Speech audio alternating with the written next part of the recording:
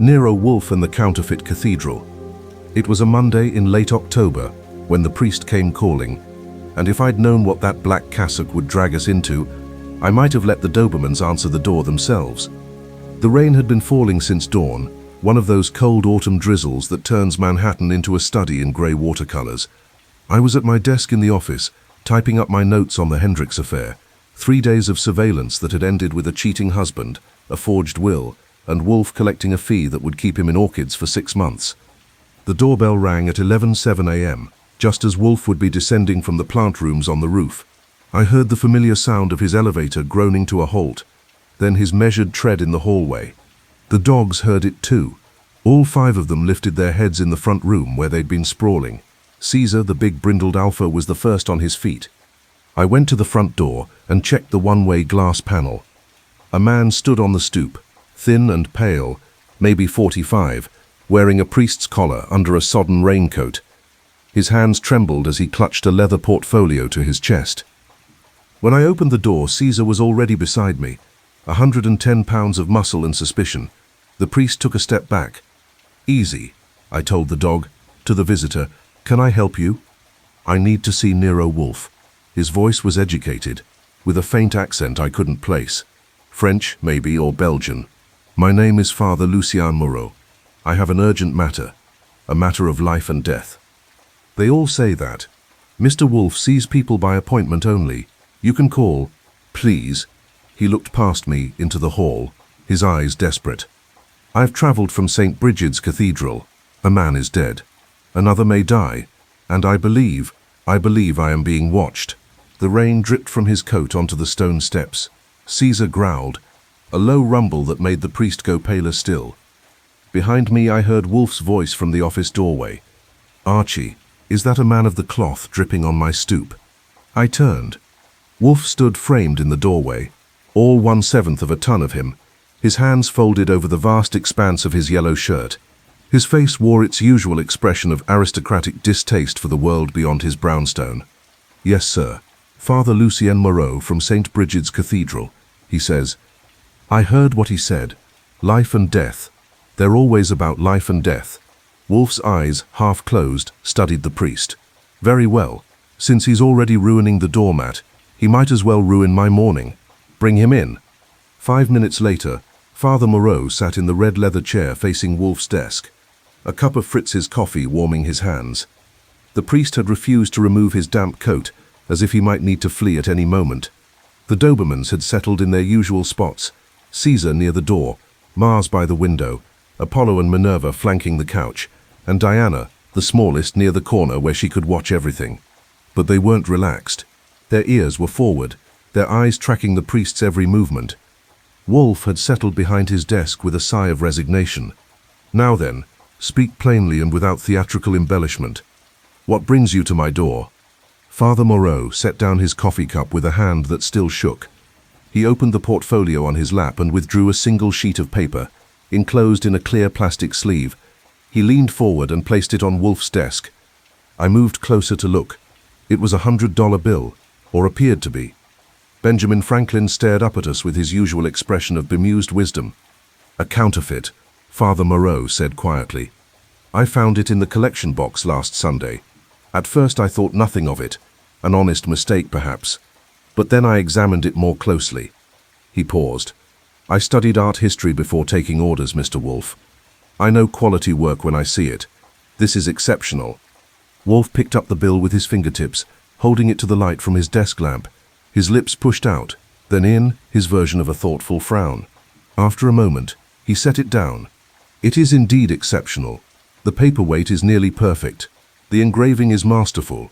Even the watermark." He reached for his magnifying glass and studied it again. "Remarkable. This was not produced in some basement with amateur equipment. This required skill, time, and considerable resources." He looked up at the priest. "Why bring it to me? The Secret Service would be the appropriate authority." "Because of what happened to Thomas Cavanaugh." The name meant nothing to me. I glanced at Wolfe, who gave the slightest shake of his head. Father Moreau continued, his voice dropping lower. "Thomas was our building superintendent, 58 years old, a widower, devoted to St. Brigid's. 2 weeks ago, he came to me in the sacristy after morning mass. He was agitated, frightened. He said he'd been working in the lower crypts. We're in the middle of a restoration project, and he'd heard something. Machinery. Printing presses, he thought. He said it was coming from behind a sealed wall in the oldest part of the foundation. Wolfe's eyes had opened a fraction wider. And? I told him he must be mistaken.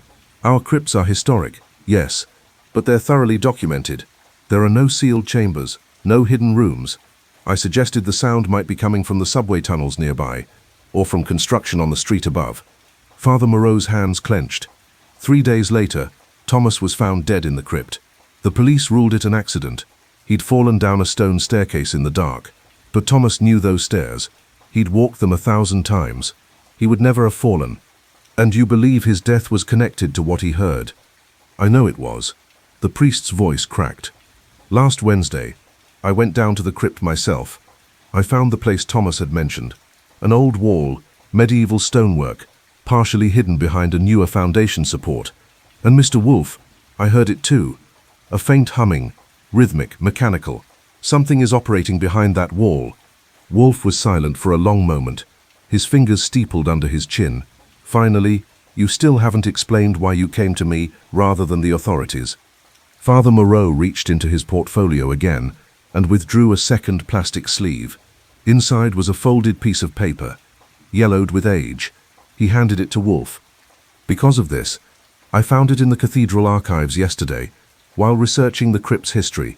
It's a letter, dated 1891, from the cathedral's original architect to the bishop. Read the third paragraph. Wolfe unfolded the letter and read aloud. Your Excellency will be pleased to know that the modifications to the eastern foundation have been completed as requested. The chamber in question has been sealed and rendered inaccessible. I trust this will put an end to the unfortunate matter we discussed. The new stonework is indistinguishable from the original, and future generations will never suspect its existence. I let out a low whistle. A secret chamber, built into the cathedral 130 years ago, and somebody's opened it up again. Precisely, Father Moreau said. But there's more. 2 days ago, I received this. He pulled out a third item, a small envelope, unsealed. Inside was a single typed note. Father Moreau, stop asking questions. Thomas fell, so can you. The room went very quiet. Even the rain outside seemed to hold its breath. Wolfe studied the note, then looked at the priest with what might have been the faintest glimmer of interest. You believe someone inside the cathedral is involved? I don't know what to believe, but Mr. Wolfe, if there's a counterfeiting operation beneath St. Brigid's, using that hidden chamber, and if someone murdered Thomas to keep it secret, he trailed off. I can't go to the police. Not yet. If I'm wrong, the scandal would destroy us. The cathedral is already struggling financially. We're in the middle of a capital campaign, trying to raise $2 million for the restoration. Any hint of criminal activity, he shook his head. But if I'm right, and I do nothing, more people may die. Wolfe leaned back in his chair, making it creak. And you want me to discover the truth without exposing your cathedral to scandal unless absolutely necessary? Yes. Impossible. If there's counterfeiting, the federal government will be involved. If there's murder, the police will be involved. I cannot conduct an investigation in secret. I understand, but you can conduct it discreetly. You can find the truth before it becomes a circus. Father Moreau leaned forward. Mr. Wolfe, I've heard about you. They say you never leave this house, that you send your assistant to do your legwork, that you solve impossible cases through pure deduction. They say you're the best in New York. I'm asking you, begging you to help us. Flattery, Wolfe muttered, the last refuge of the desperate. I can pay. The cathedral has resources. Archie, show Father Moreau out. The priest stood abruptly, nearly knocking over his coffee cup. Please. I am not interested, Wolfe said flatly. I dislike churches, I dislike priests, and I dislike cases involving federal crimes. Moreover, I dislike being asked to investigate murder while treating it as a public relations problem. If you believe a man was killed, report it to the police. If you found evidence of counterfeiting, report it to the Secret Service. I am a private detective, not a confessor. Good day. Father Moreau stood frozen for a moment, his face a mask of despair. Then he gathered his portfolio and turned toward the door. I moved to show him out, Caesar padding alongside me. At the door, the priest turned back. Mr. Wolfe, St. Brigid's has stood in Manhattan for 150 years. It survived the draft riots, the Depression, 2 world wars. It's a sanctuary for thousands of people who have nothing else. If this destroys it, he paused, I'll pray for you to reconsider. Pray elsewhere, Wolfe said. My house is not a church. After the priest left, I returned to the office to find Wolfe examining the counterfeit bill again, his magnifying glass in hand. The Dobermans had relaxed slightly, though Caesar still watched the door. So we're not taking the case, I said, settling into my chair. Correct. The man seemed pretty desperate. Many men are desperate. It's not my concern. And the counterfeiting operation beneath the cathedral, the murdered superintendent, the secret chamber from 1891, none of that interests you. It interests me as a curiosity, not as a case. He set down the magnifying glass. The man wants me to investigate a federal crime and a possible murder while ensuring his institution suffers no embarrassment. It's absurd. Sure, but the bill is pretty interesting. Wolfe glanced at it again, his lips pushed out. Indeed, the engraving is museum quality. Whoever produced this had access to exceptional equipment and possessed genuine artistic skill. It's not the work of common criminals. So you're curious. Curiosity is not the same as professional engagement. Right, I grinned. So when the priest gets murdered, which, let's face it, is probably going to happen in the next 48 hours, we'll just read about it in the papers. Wolfe glared at me. Your morbid speculation is not appreciated. Just calling it like I see it.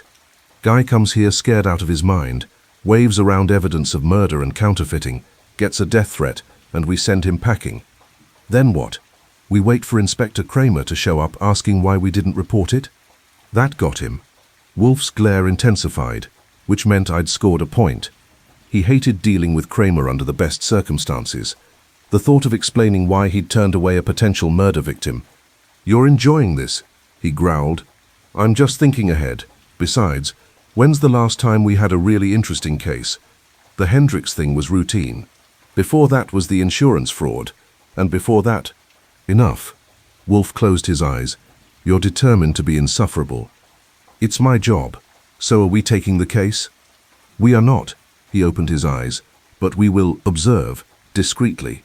You will visit St. Brigid's Cathedral tomorrow morning. Pose as a potential donor to their restoration fund. Father Moreau mentioned a capital campaign. Look around. Ask questions. If there's substance to his claims, we'll reconsider. If not, we'll forget the entire matter. And if somebody tries to kill me in the crypt, don't let them. Fritz is preparing squab for dinner. I'd hate to have to eat alone. I laughed. Your concern is touching. Want me to take one of the dogs? Unnecessary. The dogs stay here. He glanced at Caesar, who was watching him with dark, intelligent eyes, though they seemed to have taken an interest in Father Moreau. Did you notice? They were on edge the whole time, Caesar especially. Curious. Dogs react to many things, fear, aggression, illness, but Minerva's behavior was particularly telling. She tilted her head in that way she does when something confuses her, as if she couldn't quite determine what she was sensing. You think Moreau was lying?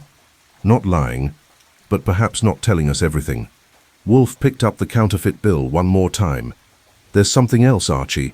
Look at this watermark. It's slightly misaligned here, at the top right corner. An imperfection so small that most people wouldn't notice it, but a professional engraver would. It's deliberate. A signature. Or a clue. Someone with the skill to produce a nearly perfect counterfeit doesn't make mistakes like this by accident. He set the bill down. That bothers me more than anything Father Moreau said, because it suggests whoever made this wanted it to be found. Exactly. Wolfe leaned back, his eyes half closing again. Which raises the question, why would a counterfeiter want his work discovered? What game is being played here? I didn't have an answer to that. Neither did Wolfe, which was unusual enough to be unsettling. Outside, the rain continued to fall, and somewhere in Manhattan, beneath the Gothic arches of St. Brigid's Cathedral, machinery hummed in the darkness. St. Brigid's Cathedral rose from Madison Avenue like a medieval fortress transplanted to 20th century Manhattan. I stood across the street on that grey Wednesday morning, collar turned up against the wind, watching the way the autumn light filtered through the rain-streaked air. The cathedral was massive. Gothic revival, built from dark stone that had weathered a century and a half of New York winters. Twin spires reached toward the low clouds, and the massive oak doors were flanked by carved saints who looked like they'd seen too much and forgiven too little. A construction fence wrapped around the eastern side, where the restoration project was apparently focused. I'd done my homework before coming. St. Brigid's had been built in 1875 by Irish immigrants, designed by a Belgian architect named Henri Duchamp, who'd studied in Paris. The cathedral could hold 2,000 worshippers and featured some of the finest stained glass in the city. It was also, according to the financial records I'd managed to dig up, nearly broke. The restoration fund Father Moreau had mentioned was desperately needed. The building was literally crumbling. I crossed the street and climbed the stone steps. The heavy door swung open smoothly, well-oiled despite its age, and I stepped into the narthex. The temperature dropped 15 degrees. That peculiar church smell hit me. Old stone, candle wax, incense, and something else, something ancient and damp. My footsteps echoed on the marble floor. Ahead, through another set of doors, I could see the vast nave stretching into shadow, lit by flickering votive candles and the colored light from high windows. "May I help you?" I turned. A woman had emerged from a side office, mid-40s, attractive in a severe way, wearing an expensive charcoal suit and pearls. Her dark hair was pulled back tight, and her eyes were the kind that assessed you in 2 seconds and filed you under useful or not useful. "I hope so," I said, giving her my friendly donor smile. "I'm interested in learning more about your restoration campaign. My employer is considering a substantial donation." Her expression warmed by maybe half a degree. "How wonderful. I'm Constance Aldrich, chair of the Restoration Committee. Are you with a foundation?" "Private donor. He prefers to remain anonymous for now." I pulled out one of my cards, the fancy ones that just said Archie Goodwin, confidential inquiries. My employer likes to research his charitable giving carefully. He sent me to evaluate the project. "Of course." She glanced at the card, her eyes sharpening. "Goodwin, you work for Nero Wolfe?" Damn, I'd hoped she wouldn't recognize the name. Among others, Mr. Wolfe has diverse interests. I've read about him. The orchid grower who solves murders. She handed the card back, her smile now brittle. An unusual combination of talents. "Does your employer plan to donate orchids to our altar?" "Probably not. He's interested in architectural preservation, Gothic churches specifically." I was making this up as I went, but it sounded plausible enough. He's European by birth, Montenegro, and he has a sentimental attachment to cathedral restoration. When he heard about St. Brigid's needs, he wanted to learn more. That softened her a little. "Well, we certainly need the help. The eastern crypt has serious water damage. The foundation is compromised in several places, and the heating system dates from 19... Come, let me show you what we're working with." She led me through the nave. It was as impressive as I'd expected. Soaring arches, columns carved with saints and demons, and stained glass that threw pools of colored light across the stone floor. But up close you could see the cracks in the plaster, the water stains on the walls, the places where the stone was crumbling. "Beautiful, isn't it?" Constance said, her voice echoing. "And heartbreaking. St. Brigid's has been my family's church for 3 generations. My grandmother was married here in 8... How much are you trying to raise?" "2 million. We've reached about 800,000, mostly from parishioners and small donors. But we need a major gift to put us over the top. The archdiocese is impatient. Any big prospects?" She hesitated. "1. A woman named Beatrice Langford. She's new to the parish, moved here from Boston last year, but she's been very generous. She's promised 200,000, contingent on us completing certain improvements to the crypt. She has some romantic notion about being buried there eventually." We'd reached the front of the church. To the right, a small door led to the side chapels. To the left, another door, iron-bound and ancient-looking, had a sign reading "Crypt Access, Restricted." "The crypts are closed to visitors right now," Constance said, following my gaze. "The restoration work is ongoing, and it's not safe." "Of course, but my employer would want to see them. That's where the major structural issues are, right?" "Yes, but..." "Look, Ms. Aldrich, I'm not asking to go down there right now, but if we're talking about a 6-figure donation, I need to see the whole picture. Can you arrange access? Maybe with whoever's managing the construction?" She studied me for a long moment. I suppose that would be acceptable. Our contractor, Dominic Farrell, is on site most days. He's down there now, actually. Let me see if he's available. She pulled out her cell phone and walked a few paces away, speaking in low tones. I took the opportunity to look around more carefully. Near the crypt door, I noticed there was a metal grate in the floor, probably a drain or air vent. I moved closer and caught it. A faint smell of machine oil and something else. Ink, maybe. And underneath that, so soft I almost missed it. A low humming sound. Father Moreau had been telling the truth. Constance returned, her phone in hand. Dominic can give you 15 minutes. He's very busy, so please don't keep him long. She led me to the crypt door and produced a key ring. The door stays locked because of the construction hazards, insurance requirements. She unlocked it and pulled it open, revealing a stone staircase descending into darkness. A string of temporary work lights had been rigged along the wall, casting harsh shadows. Down there and to the right, Constance said. Dominic will meet you in the main chamber. I'll wait here. I have a conference call in 10 minutes. Thanks. I started down the stairs, and the temperature dropped another 15 degrees. The air was damp and smelled of stone that hadn't seen sunlight in a century. The stairs went deeper than I expected, maybe 30 feet down. At the bottom, I found myself in a low-ceilinged corridor lined with niches in the walls. Some held stone coffins, others were empty, waiting for the dead who hadn't arrived yet. The work lights threw everything into stark relief, all harsh whites and deep blacks. Mr. Goodwin? I turned. A man emerged from one of the side chambers, big, maybe 6'3", wearing work clothes and a hard hat.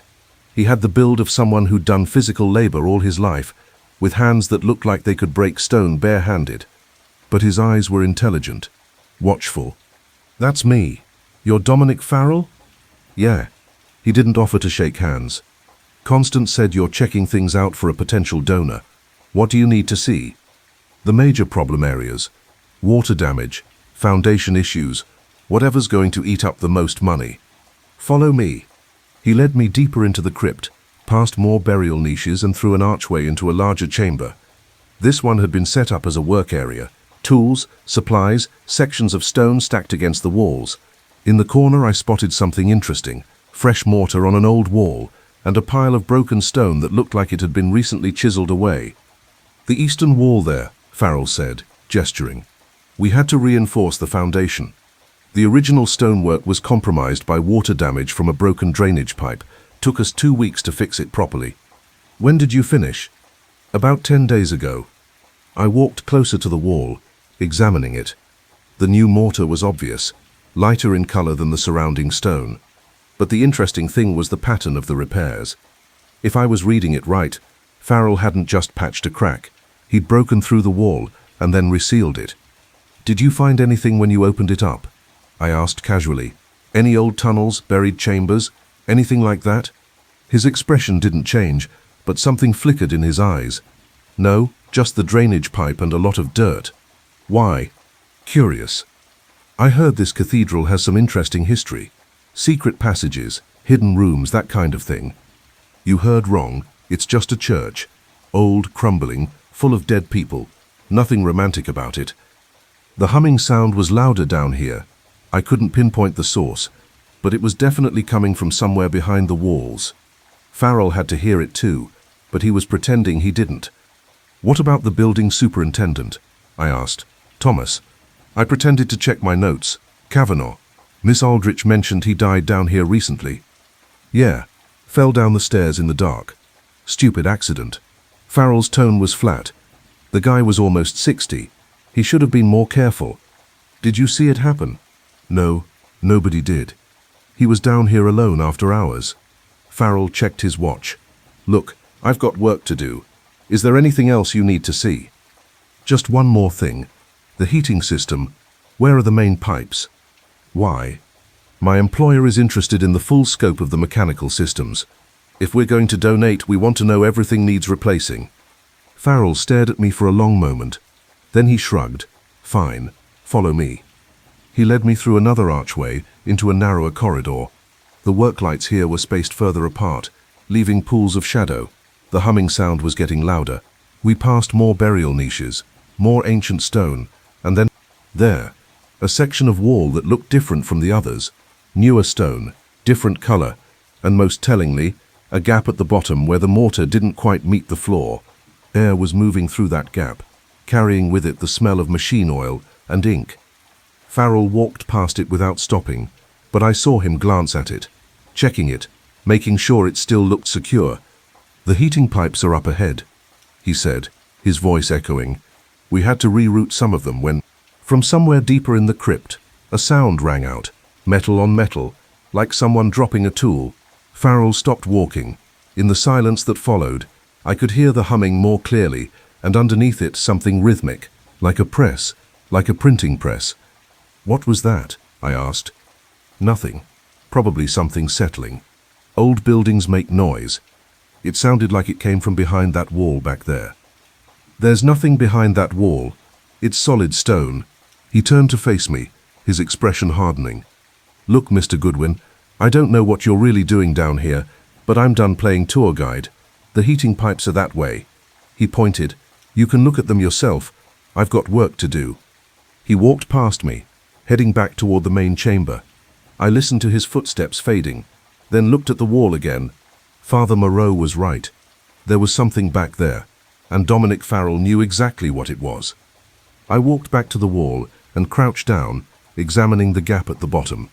The air coming through was warmer than the surrounding crypt, and definitely carried the smell of machinery.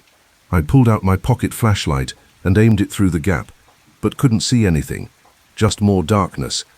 I was about to stand up when I heard footsteps again. Not Farrell's heavy tread. These were lighter, quicker. I stood and turned just as someone appeared from the shadows. A woman, maybe 35, wearing designer jeans and a cashmere sweater that probably cost more than my monthly salary. She was beautiful in that precise, expensive way. Perfect makeup, perfect hair, perfect everything. But her eyes were cold. "You must be Mr. Goodwin," she said. Her voice was cultured, vaguely European. "Constance mentioned you were poking around. I'm Beatrice Langford. The big donor, the one who wanted to be buried in the crypt." "Nice to meet you," I said, just doing my due diligence. "Of course, it's wise to be thorough." She moved closer, her heels clicking on the stone floor, though I have to wonder why a confidential investigator is posing as a donor representative. That seems disingenuous. No point in playing dumb. My employer is considering a donation. The fact that he also solves crimes doesn't change that. Doesn't it? I understand Nero Wolfe rarely leaves his house except for murder investigations, and here you are, in the very crypt where poor Thomas Kavanagh died. Quite a coincidence. "You knew him?" "I knew of him. A tragic accident." She paused. "Or do you think it was something else? Is that why you're here?" I gave her my best innocent smile. "I'm here to look at water damage and heating pipes. What else would it be?" "Indeed. What else?" She moved past me toward the wall I'd been examining. "Fascinating building, isn't it? The Victorians were so clever with hidden spaces. They built entire worlds beneath the world. Secret rooms, forgotten tunnels, concealed passages." She ran her hand along the new mortar. "Sometimes I wonder what else might be hidden down here. If you're curious, you could ask Farrell. He's the one who opened up this wall." "Could I?" Her smile was sharp. "Or would that be unwise? Some secrets are dangerous, Mr. Goodwin, especially in churches. The faithful don't like to question what's hidden in the darkness." "Is that a warning?"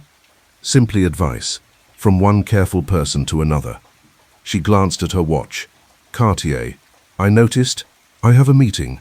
Enjoy the rest of your tour, and do give my regards to Mr. Wolfe. Tell him that St. Brigid's has enough problems without amateur detectives stirring up trouble." She walked away, her footsteps echoing in the darkness, leaving me alone in the crypt with the humming machinery and the smell of ink.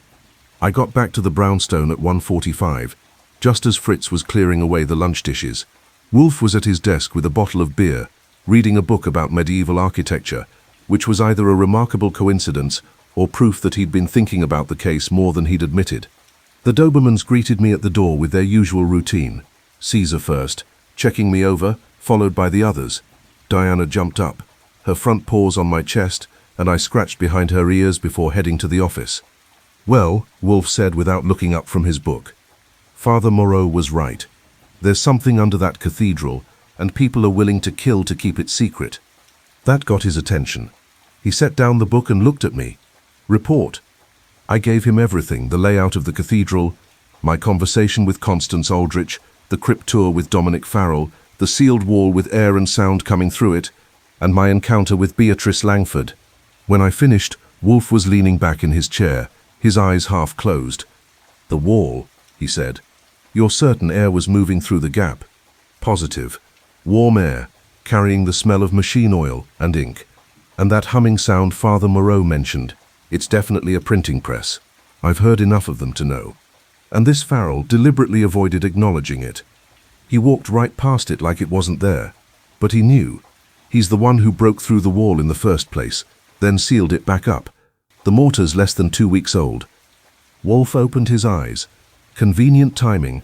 10 days ago would place it just before Thomas Kavanagh's death. Yeah, I'm thinking Kavanaugh discovered what Farrell was up to, and Farrell pushed him down those stairs. Possibly, but there are complications.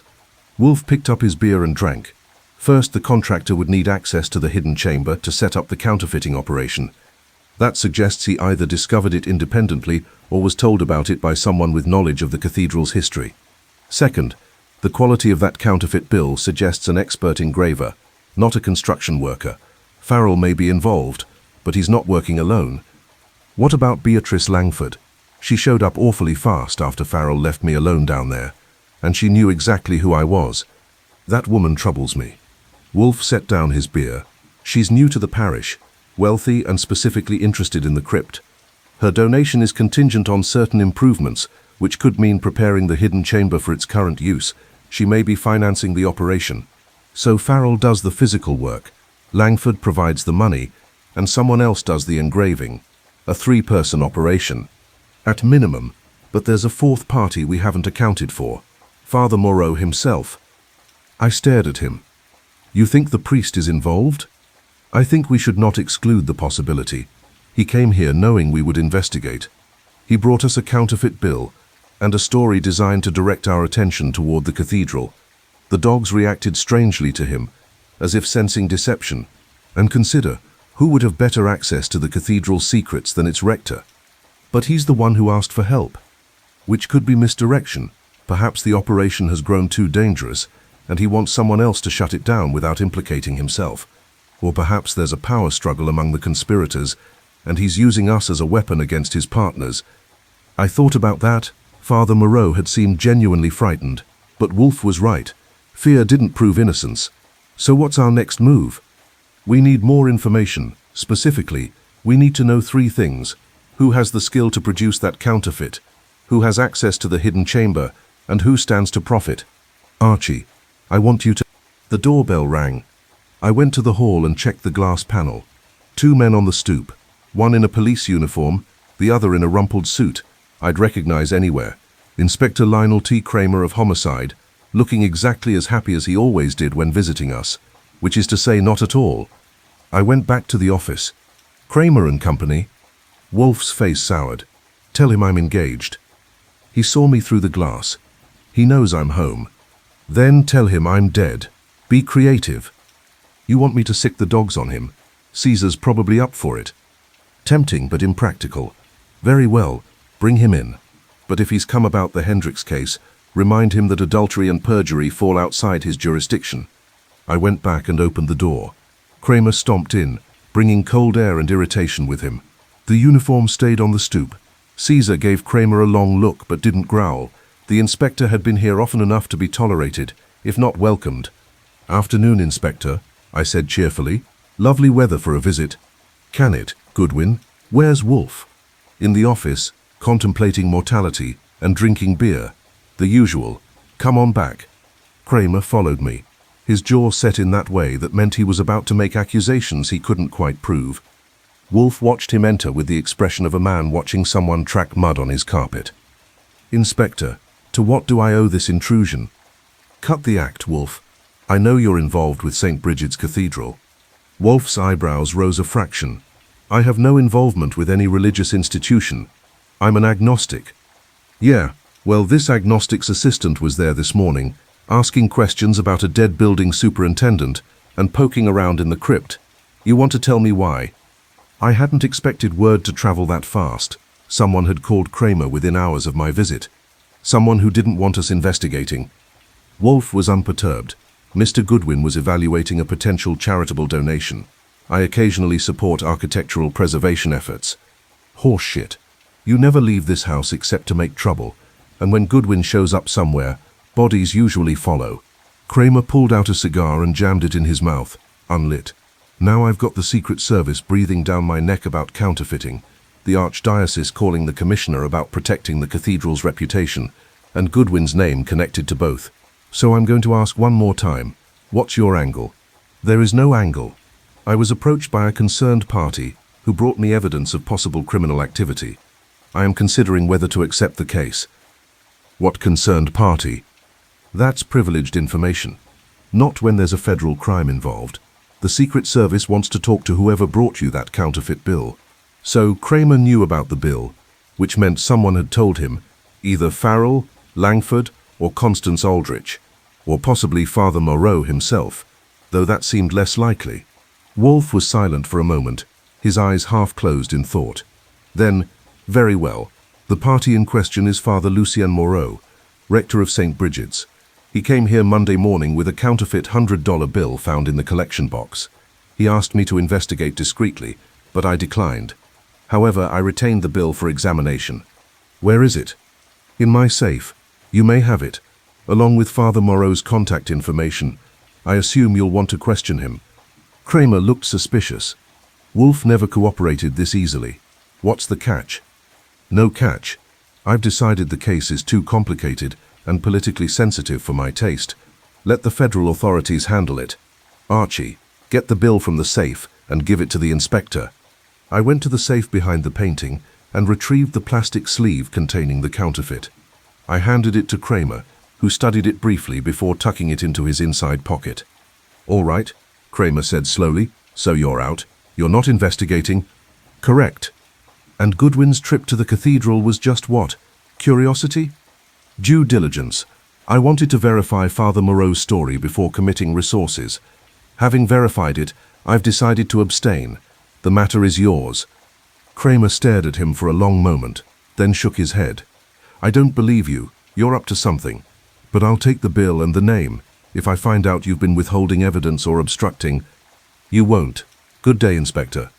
After Kramer left, I returned to the office to find Wolfe pouring another beer, looking satisfied with himself. You just lied to a police inspector, I said. We're not off the case, are we? Of course not. But now Kramer and the Secret Service will descend on St. Brigid's, like the wrath of God, which will panic our conspirators into making mistakes. Meanwhile, we'll continue our own investigation through less official channels. And when Kramer finds out, he'll be furious, as always. But by then we'll have solved the case, and his fury will be tempered by grudging gratitude. It's a pattern we've established over many years. Why break it now? I had to laugh.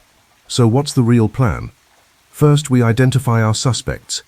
You've met 3 of them, Farrell, Langford, and the committee chair Aldrich. But there must be others. Someone with engraving expertise, someone who understands counterfeiting operations. Start by researching Beatrice Langford's background. Wealthy women don't typically involve themselves in federal crimes without compelling motivation. What about Father Moreau? Leave him for now. Kramer will question him, and I want to see how he reacts to official pressure. If he's part of the conspiracy, he'll contact his co-conspirators to warn them. If he's innocent, he'll be outraged and probably call us. Wolfe paused. There's one other thing. That misaligned watermark on the counterfeit bothers me. It's too precise to be accidental, yet too subtle to be immediately noticed.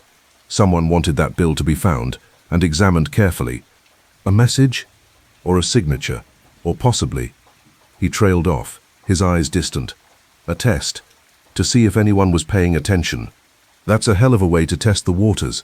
Drop a counterfeit bill in a church collection box and wait to see if the priest notices? Perhaps.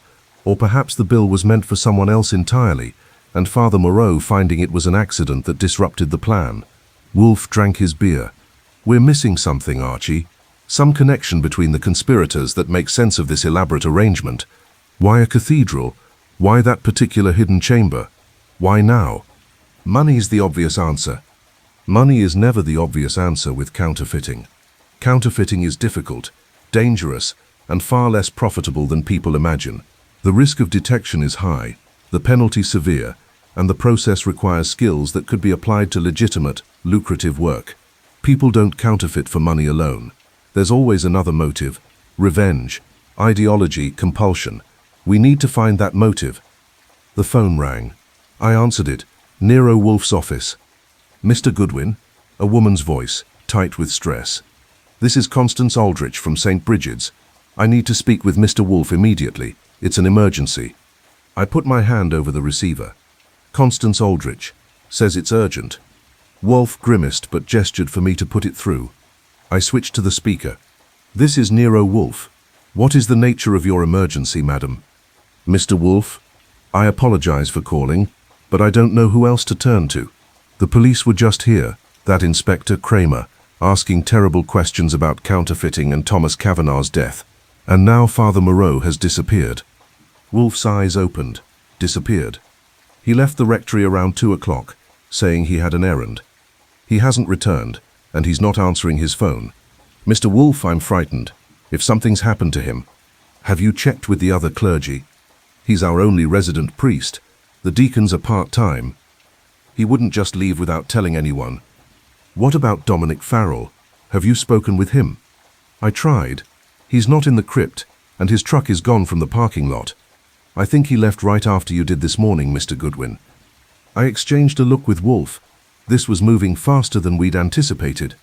Mrs. Aldrich, Wolfe said, I recommend you contact Inspector Kramer and report Father Moreau's disappearance officially. There's nothing I can do. Please, I know you turned down Father Moreau's case, but something terrible is happening at St. Brigid's. I can feel it, and if you won't help for his sake, then help for mine. I've given my life to that cathedral. I won't let it be destroyed by scandal. Wolfe was silent for a long moment. I could see him thinking, weighing options, calculating angles. Finally, very well, but I'll need your cooperation. Tomorrow morning, I want you to arrange a meeting at the cathedral. You, Beatrice, Langford, and any other major donors or committee members. Tell them it's about the restoration funding. Don't mention my involvement. What are you planning? To ask questions, and to see who's uncomfortable answering them. Can you arrange it? Yes. 10 o'clock? Acceptable. Archie will be there. After he hung up, I looked at him. So we're back in. We never left, but now we're racing against time. Father Moreau's disappearance changes everything. Either he's fled because he's guilty, or he's been taken because someone fears what he knows. And Farrell running makes him look guilty as hell. Or frightened. The inspector's visit would have panicked anyone involved in the operation. They're scattering, which means they'll make mistakes. Wolfe leaned back. Tomorrow you'll attend that meeting and observe carefully. Watch for signs of nervousness, guilt, or fear.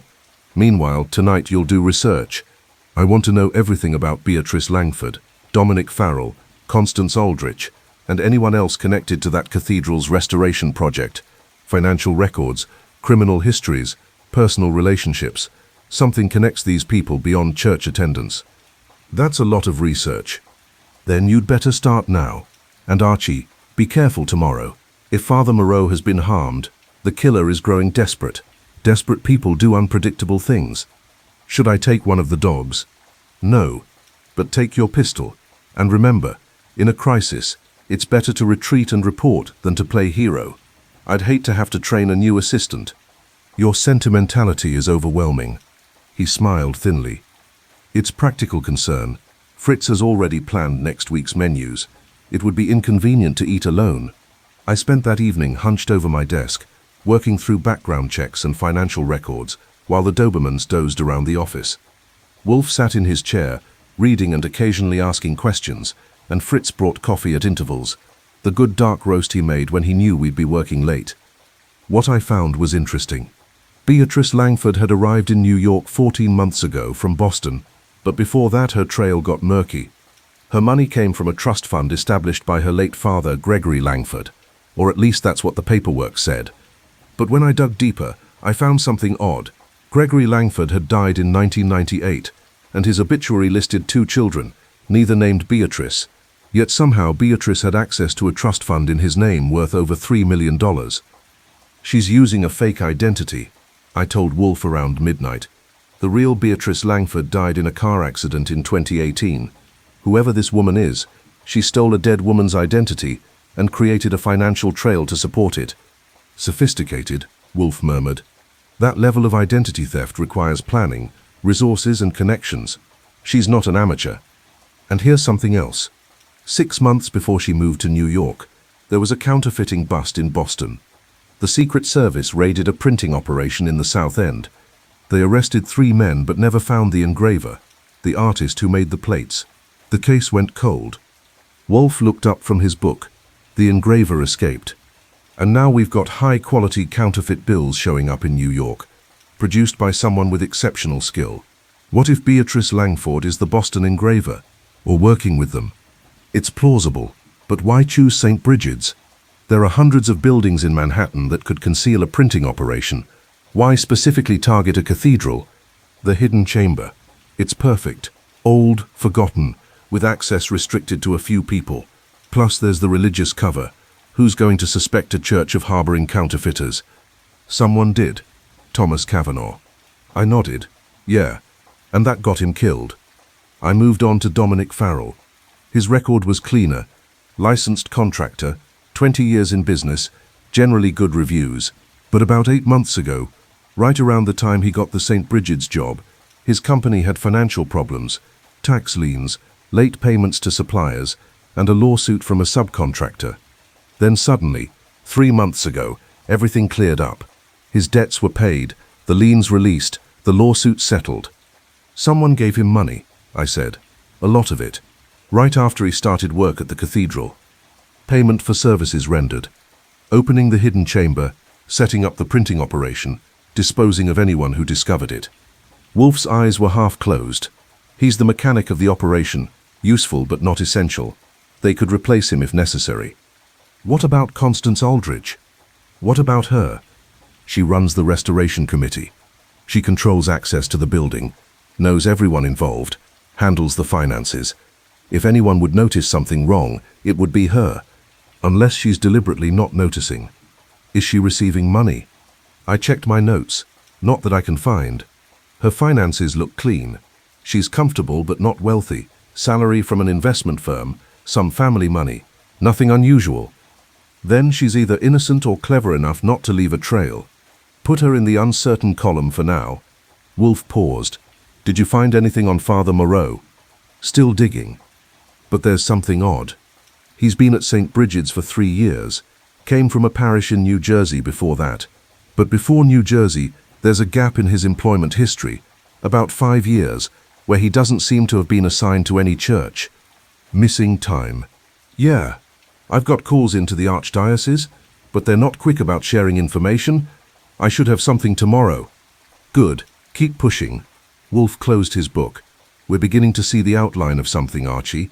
Not the full picture yet, but the edges. A false identity, missing time, sudden wealth, and a murder. The pieces are connected. We simply need to find the center, the reason all these people came together beneath a cathedral. I yawned. It was almost 1 in the morning, and my eyes were tired. You want me to keep going? No. Get some sleep. Tomorrow you'll need to be sharp. And Archie, when you're at that meeting, watch Constance Aldrich carefully. If she's innocent, she'll be frightened. If she's guilty, she'll be too calm. Either way, she'll reveal something useful. Thursday morning came grey and cold. I was up early, dressed in my good suit, and had breakfast while Wolfe was still upstairs with his orchids. Fritz watched me eat with concern. You are going somewhere dangerous, he said. It wasn't a question. Just a meeting at a church. Churches can be dangerous, especially when Mr. Wolfe looks the way he looked last night. How did he look? Like he does when he knows someone will try to kill you. Fritz refilled my coffee cup. Be careful, Archie. We would miss you. The dogs would miss me. You and Wolfe would just have to find someone else to send into danger. The dogs would miss you most, Fritz agreed, but we would also miss you, a little. I grinned and finished my breakfast. At 9:30 I collected my coat and gun and headed out. The Dobermans walked me to the door, Caesar butting his massive head against my leg, in what might have been affection or just a reminder not to do anything stupid. St. Brigid's looked different in the morning light. less Gothic, more tired. The stonework seemed shabbier, the whole building sagging under the weight of its own history. I climbed the steps and found the main door unlocked. Inside, Constance Aldrich was waiting in the narthex. She looked like she hadn't slept, dark circles under her eyes, her hair not quite as perfectly arranged as yesterday. "Mr. Goodwin, thank you for coming." She glanced around nervously. "The others are in the parish meeting room. Beatrice, Langford, 2 other committee members, and..." She hesitated. "Father Moreau came back." That surprised me. "When?" "Around 7 this morning. He looked terrible. Wouldn't say where he'd been. Just locked himself in his office. I haven't seen him since." "Is he coming to the meeting?" "He said he would. But Mr. Goodwin, something's wrong." He seemed frightened. More frightened than when he came to see Mr. Wolfe. "Did you call Inspector Kramer?" "Not yet. I wanted to talk to Father Moreau first, but he won't open his door." She led me through the nave toward the back of the cathedral. "The meeting room is this way. I told everyone we were discussing a major donation offer, just as Mr. Wolfe instructed." The parish meeting room was small and windowless, with a long table surrounded by mismatched chairs. 2 people were already seated, Beatrice Langford, looking elegant and composed in a black dress, and a man I didn't recognize. Mid-60s, expensive suit, the kind of face that had spent a lifetime on corporate boards. "Mr. Goodwin," Beatrice said coolly. "How unexpected. Constance, you said this was about a donation." "It is," I said before Constance could respond.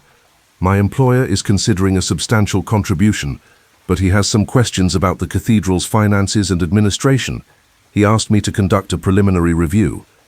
The man in the suit extended his hand. "Walter Brennan.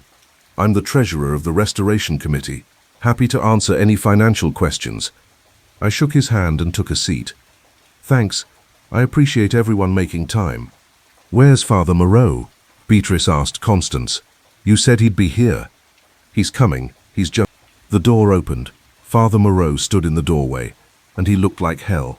His cassock was wrinkled, his face unshaven, and his eyes had a haunted quality that made me think of men who'd seen combat. He gripped the doorframe as if he needed it for support. "Father," Constance rushed to him. "Are you all right?" "I'm fine." His voice was hoarse. "I apologize for yesterday. I needed time to think." He moved into the room and sat at the far end of the table, as far from the rest of us as possible. Beatrice watched him with narrowed eyes, her expression unreadable. "Well," Walter Brennan said with forced cheer, "shall we begin? Mr. Goodwin, what would you like to know about our finances?" "Let's start with the restoration budget. Ms. Aldrich mentioned you're trying to raise $2 million. How much of that is already committed?" Brennan pulled out a folder. "We've received pledges totaling approximately $900,000. About $600,000 has been collected so far. The rest is due in installments over the next 6 months. And the largest pledges?" "Beatrice has been extraordinarily generous. $200,000, paid in 3 installments. We've also received significant support from several parishioner families in the $50,000 to $100,000 range." I looked at Beatrice. "That's quite a commitment. Have you been with St. Brigid's long?" "Just over a year." Her smile was precise. "But I believe in preservation. Historic buildings are part of our cultural heritage." "Absolutely. My employer feels the same way. He's particularly interested in the crypts. That's where most of the structural damage is, right?" "Yes," Constance said. "The eastern section has severe water damage and foundation issues. That's why we hired Dominic Farrell to handle the repairs." "Speaking of Farrell, is he around? I'd like to ask him some follow-up questions about the work." An uncomfortable silence fell over the room. Constance and Walter exchanged glances. Finally, Constance spoke. "We haven't been able to reach him. He hasn't been to the site since Tuesday." "That's odd. Did he say anything about leaving?" "No. He just disappeared." I let that hang in the air for a moment, watching their faces. Constance looked worried. Walter looked confused. Beatrice's expression didn't change at all, which was interesting, and Father Moreau stared at the table, his hands clenched together so tightly his knuckles were white. 2 disappearances in 2 days, I said casually. That seems like a lot for one cathedral. What do you mean? Walter asked. Father Moreau yesterday, Farrell now, plus there's Thomas Kavanagh's death a couple weeks ago. You're having a run of bad luck. Beatrice's eyes flashed. Mr. Goodwin, I thought we were here to discuss a donation, not to be interrogated about tragic accidents. I'm just trying to understand the situation. My employer doesn't invest in organizations with ongoing problems. I turned to Father Moreau. Father, maybe you can help. You discovered Thomas's body, didn't you? He looked up slowly, his eyes meeting mine. What I saw there made me reach reflexively for the gun under my jacket. Not to draw it, just to confirm it was there. Because Father Moreau looked like a man who'd seen death up close and personal. Yes, he said quietly, I found him, at the bottom of the crypt stairs. His neck was broken. The police said it was an accident. The police said many things. His voice was bitter. They said there was no evidence of foul play. They said Thomas simply fell in the dark. But Thomas Kavanagh knew every stone in this cathedral. He wouldn't have fallen. Father, Constance said sharply, we've been over this. He was murdered. Father Moreau stood abruptly, his chair scraping back. And Dominic Farrell knows it. That's why he's run. And that's why He stopped himself, breathing hard. Beatrice was on her feet as well. This is absurd. Father, you're clearly unwell. Perhaps you should... Sit down, all of you.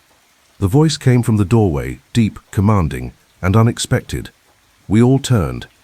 Inspector Kramer stood there, flanked by 2 uniformed officers and a woman in a dark suit who had federal agent written all over her. Nobody moves, Kramer said. This building is now part of a federal investigation.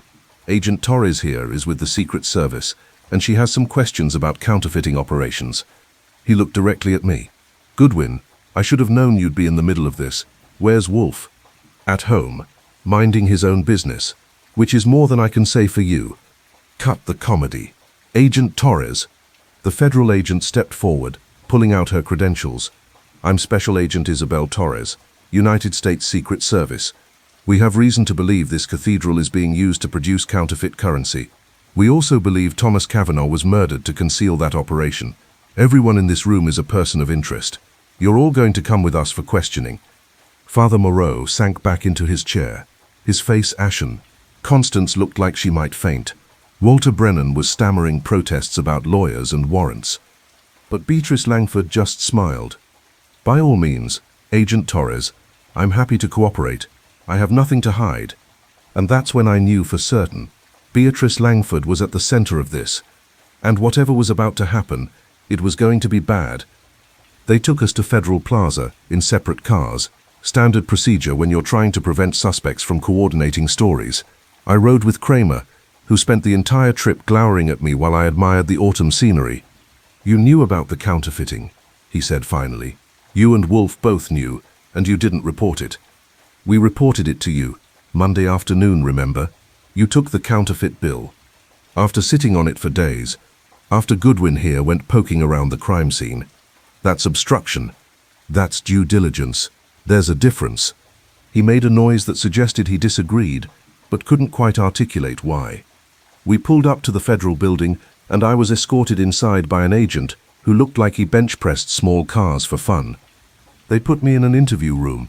Windowless, fluorescent lights, table bolted to the floor. The classics. I sat there for 40 minutes, which is a standard intimidation tactic. Let the suspects stew, build anxiety, soften them up. I used the time to mentally review everything I'd learned and plan what I'd tell Agent Torres. When she finally came in, she had a thick file folder and the expression of someone who'd been reviewing surveillance footage and didn't like what she'd found. Mr. Goodwin. She sat across from me and opened the folder. Let's talk about Nero Wolfe. Let's talk about probable cause first. What exactly am I suspected of? Right now, being uncooperative. We can add charges later if you prefer. She pulled out a photograph, the counterfeit bill Father Moreau had brought us. This was found in St. Brigid's collection box on Sunday, October 13th. Father Moreau brought it to your employer on Monday, October 14th.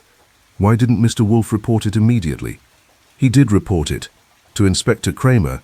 As soon as Kramer asked, after being confronted, that's not the same thing. She pulled out another photograph, this one of me, taken from security footage, walking through the cathedral nave.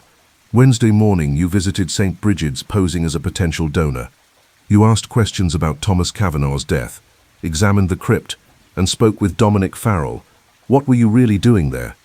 Exactly what I said, evaluating whether my employer should make a donation. Nero Wolfe doesn't donate to churches. He's expanding his charitable interests, broadening his horizons, becoming a better person. She didn't smile, or he's investigating a murder and a counterfeiting operation while pretending to stay out of it. That's his usual pattern, isn't it? Let everyone think he's not involved while pulling strings behind the scenes. You seem to know a lot about him. I read the papers. Nero Wolfe has a reputation for obstruction, withholding evidence, and generally making life difficult for law enforcement. I don't intend to let that happen here. Then you're going to be disappointed. Mr. Wolfe is home right now, probably having lunch and reading a book. He's got no interest in your case. Is that why you were at that meeting this morning? No interest? I shrugged. Constance Aldrich called and asked me to come. I was being polite. Agent Torres leaned back, studying me. Here's what I think happened, Mr. Goodwin. Father Moreau discovered the counterfeiting operation and came to your employer for help. Wolfe sent you to investigate, you found evidence, and then instead of reporting it, you decided to solve the case yourselves. That's obstruction of justice and interference with a federal investigation. That's a creative theory. Got any proof? I've got you on camera in that crypt, examining a sealed wall that happens to conceal a printing press. I've got you at a meeting with all our prime suspects, and I've got Inspector Kramer's statement that Wolfe initially refused to turn over evidence. He didn't refuse. He cooperated fully, once asked. After being confronted, there's a pattern here, Mr. Goodwin, and I don't like it. She closed the folder. But here's what I'm going to do. I'm going to give you a chance to cooperate voluntarily. Tell me everything you know about the counterfeiting operation, everyone involved, and what Nero Wolfe is planning. Do that and we can forget about obstruction charges. I'd love to help, but I don't know anything about a counterfeiting operation. Until this morning, I thought we were just looking into an accidental death. Thomas Kavanagh's death wasn't an accident. So Father Moreau was right. Father Moreau knew more than he told you. A lot more. She opened the folder again and pulled out another photograph. This one showed a man in his 30s, dark hair, intense eyes. Recognize him? I didn't, but something about the photo bothered me. The shape of the face, maybe, or the way he held himself. Should I? His name is Andre Moreau. He was arrested in Boston 6 months ago as part of a counterfeiting ring. Expert engraver, trained in Paris, suspected of producing some of the highest quality counterfeit bills ever seen. He escaped from custody during transport to federal court, still at large. The name clicked. Any relation to Father Lucien Moreau? Brothers, which the good father neglected to mention when he came to see your employer. That explained a lot. The missing time in Father Moreau's employment history, his nervousness, the way the dogs had reacted to him. You think the priest is covering for his brother? I think the priest knows exactly where his brother is. And I think that hidden chamber under the cathedral is where Andre set up his new operation. Father Moreau had access, opportunity, and family loyalty as motivation. Agent Torres leaned forward. But here's the interesting part. We've been watching St. Brigid's for 3 weeks, ever since we got a tip about suspicious activity. We've seen Dominic Farrell going in and out at odd hours. We've seen Beatrice Langford making regular visits to the cathedral after hours. We've seen large deliveries of paper and ink to the construction site, supposedly for the restoration work. But we haven't seen Andre Moreau. Not once. Maybe he's not there. Or maybe he's being very careful. That chamber under the cathedral, we didn't know it existed until we got building schematics from the Historical Society. It's completely sealed off, accessible only through the old crypt. Someone would have to break through a stone wall to reach it. Which is exactly what Farrell did when he repaired the foundation. Exactly. Farrell opens the chamber, Andre Moreau sets up his printing operation inside, and Father Moreau provides cover and access. It's a perfect setup, except Thomas Kavanagh discovered it and had to be eliminated. Who killed him? We're still determining that, but here's where it gets complicated. She pulled out yet another photo, this one of Beatrice Langford, but from a different angle, a surveillance shot. Beatrice Langford isn't her real name. We ran her prints from a water glass at the cathedral. She's actually Martine Duchamp, daughter of the architect who designed St. Brigid's. I stared at the photo. Duchamp, as in Henri Duchamp, who built the cathedral in 1875. His great-great-granddaughter. She's been obsessed with the cathedral for years, apparently. Her family lost everything in the Depression, and she blames the church for abandoning them. According to our research, she's been planning some kind of revenge for a long time. Revenge through counterfeiting. Revenge through destroying the cathedral's reputation. Think about it. What happens when the press finds out that one of Manhattan's oldest cathedrals was being used to print fake money? The scandal would be devastating. The archdiocese might have to close St. Brigid's permanently. I saw it then. The shape of the conspiracy. She's not after money. She's after the cathedral itself. We think so. But she needed help. An engraver, someone to do the physical work, someone on the inside to provide access. Andre Moreau, Dominic Farrell, and Father Lucien Moreau. 4 people, 4 different motivations, all working together. And when Kavanaugh discovered them, one of them killed him. Right, but we don't know which one. And until we find Andre Moreau and the printing operation, we can't prove any of it. Agent Torres closed the folder. That's where you come in, Mr. Goodwin. Nero Wolfe is good at solving impossible cases. If he's already investigating this, I want to work with him, not against him. Tell me what he knows. I thought about it. Wolfe would hate cooperating with federal agents. He always did. But Agent Torres seemed competent. And if we were going to stop a murder from becoming multiple murders, we might need backup. I'll talk to him, I said finally, but I can't promise anything. Mr. Wolfe makes his own decisions. Fair enough, but make it fast.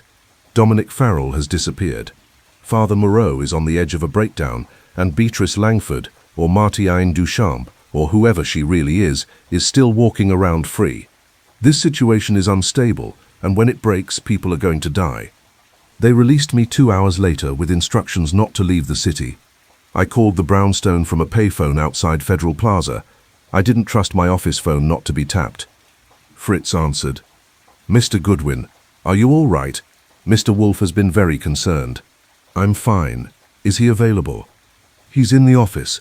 One moment. There was a pause. Then Wolfe's voice. Archie, I trust you haven't been arrested. Not yet. But it was close. The Secret Service knows about the counterfeiting operation. They know about Andre Moreau, and they know we're involved. Agent Torres wants to cooperate. Cooperate? He made it sound like a disease. What did you tell her? Nothing concrete. But she told me plenty. Father Moreau's brother is the engraver from Boston.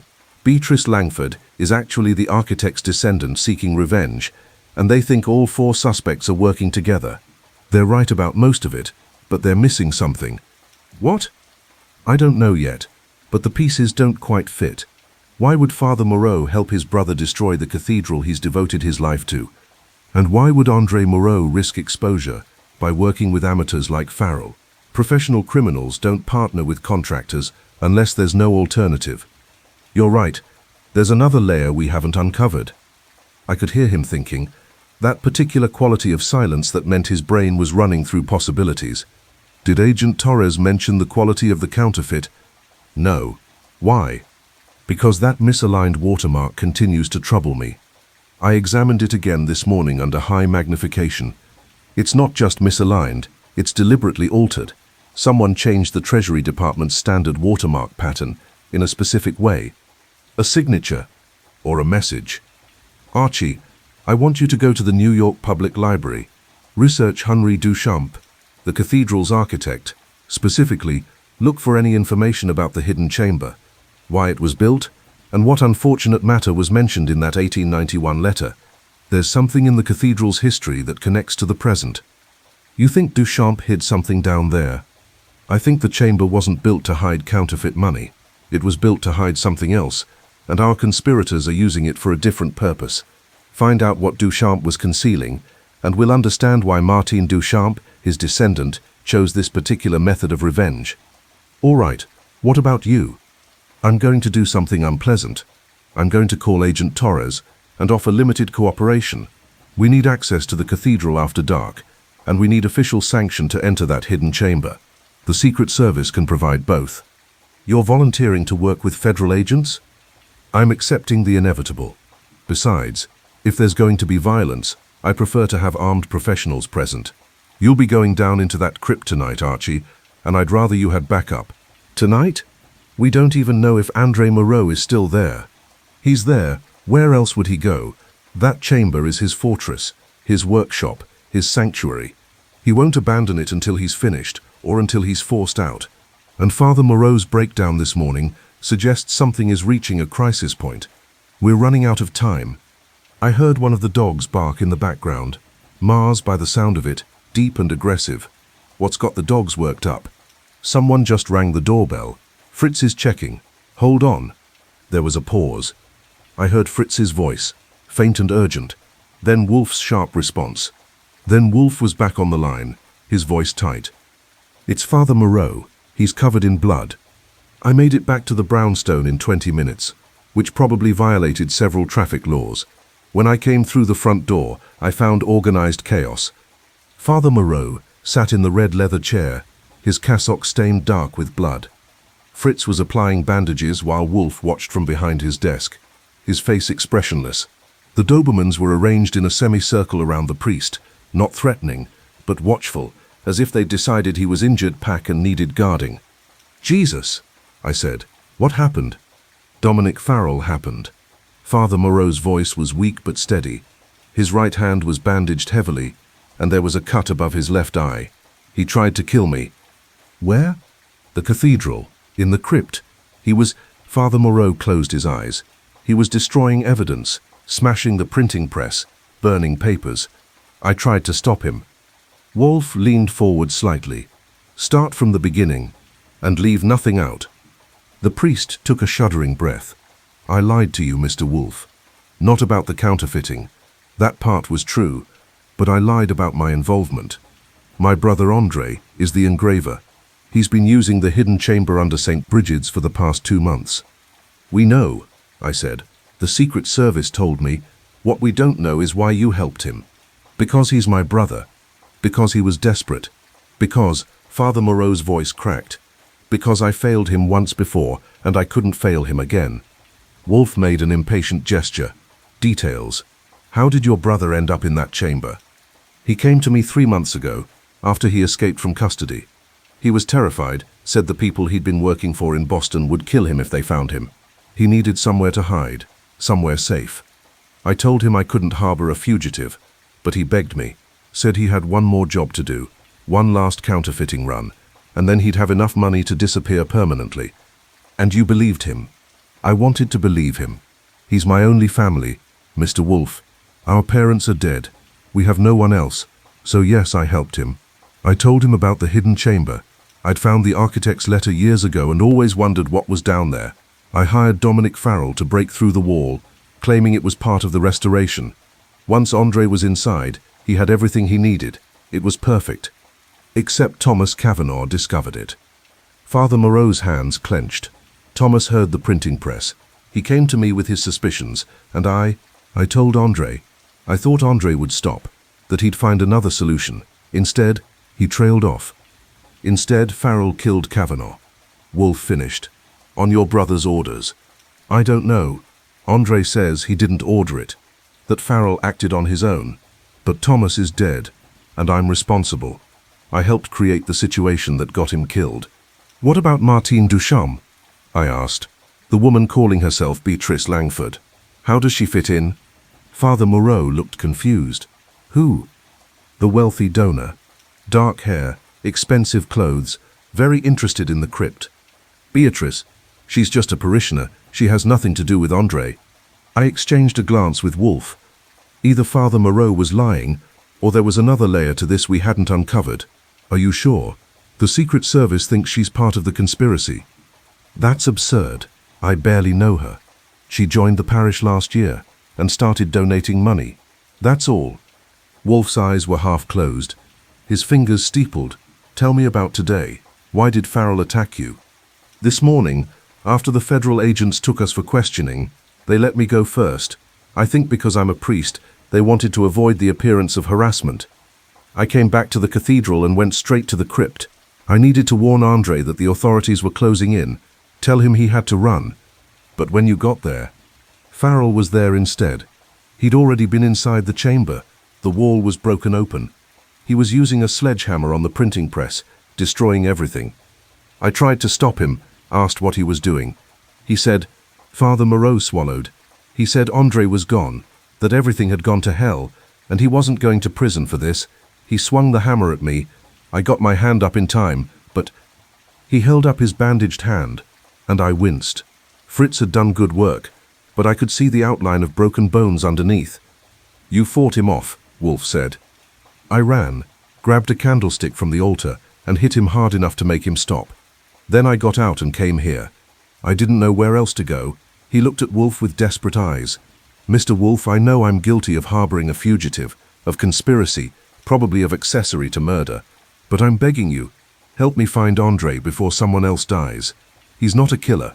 He's just scared and stupid, and he's in over his head. Where is he now? I don't know. The chamber was empty except for Farrell. All of Andre's equipment is still there, but he's gone. When did you last see him?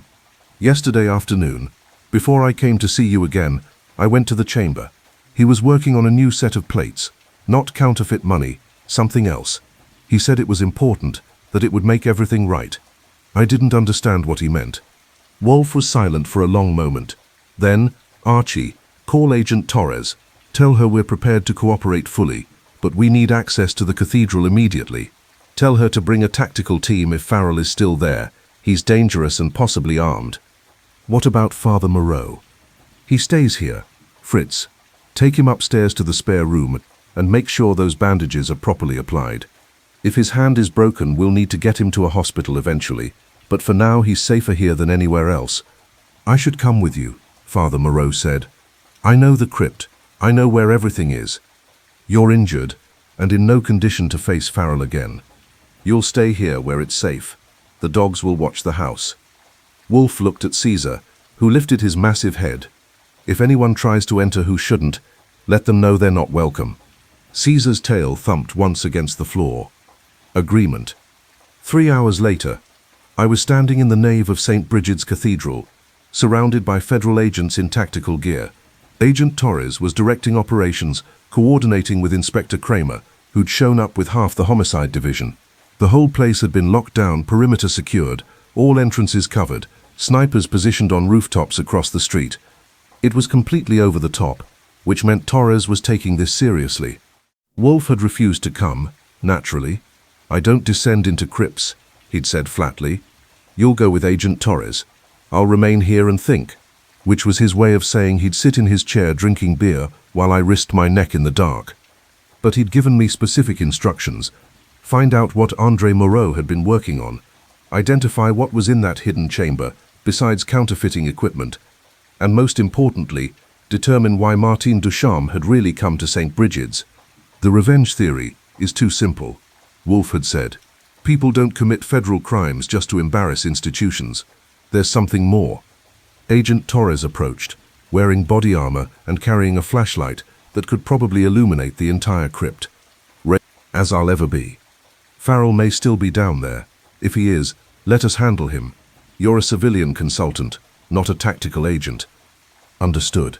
I'm here to look, not shoot. Good. She gestured to her team. Let's move. We descended the stairs into the crypt, our footsteps echoing on stone. The work lights Farrell had strung up were still functioning, casting harsh shadows across the burial niches. I led them to the sealed wall where I'd heard the machinery. Except it wasn't sealed anymore. The stones had been pulled away, leaving a jagged opening about 4 feet wide. Beyond it was darkness and the smell of ink and ozone. Torres signaled her team to secure the entrance. 2 agents went through first, weapons raised, flashlights sweeping. After a moment, one called back, clear, no hostiles. We entered the hidden chamber. It was larger than I'd expected, maybe 30 feet across, with a vaulted ceiling that spoke of medieval craftsmanship. But someone had converted it into a modern workshop. Printing equipment lined one wall, professional-grade presses, drying racks, cutting tables, chemical baths for developing plates, stacks of special paper, everything you'd need to produce high-quality counterfeit currency. And in the center of it all, smashed to pieces, was the printing press. Farrell had done thorough work with his sledgehammer. The mechanism was destroyed, plates scattered across the floor, partially printed bills strewn everywhere. But that's not what caught my attention. On the far wall, someone had been working on something else. A large wooden board had been set up, covered with architectural drawings, blueprints of the cathedral, dating back to the 1870s, and pinned to the board were photographs, dozens of them, showing different parts of the building, different angles, different details. Agent Torres was examining the destroyed press, but I moved toward the drawings. Something about them bothered me. "Goodwin," Torres called. "Over here." I went to where she was standing. She'd found a filing cabinet in the corner, its drawers pulled open and papers scattered everywhere. But one drawer was still locked. "Can you open this?" she asked. "Probably." I pulled out my picks and went to work. It took about 2 minutes, then the lock clicked and the drawer slid open. Inside was a leather portfolio, identical to the one Father Moreau had brought to the brownstone. I lifted it carefully and opened it. The first thing I saw was a photograph of Henri Duchamp, the original architect. He stared out at me from a century ago, dark eyes intense under heavy brows. Beside his photo was a handwritten letter, dated 1891, in French. My French was rusty, but I could make out enough to get the gist. "What does it say?" Torres asked. "It's addressed to the bishop. Duchamp is apologizing for his grave error and explaining why he built the hidden chamber. He says," I squinted at the faded script. "He says he was blackmailed. Someone discovered he'd been involved in an illegal scheme and threatened to expose him unless he created a place of concealment beneath the cathedral." "What kind of illegal scheme?" "It doesn't specify, but he says the chamber was meant to hide documents and evidence that would destroy several prominent families if revealed.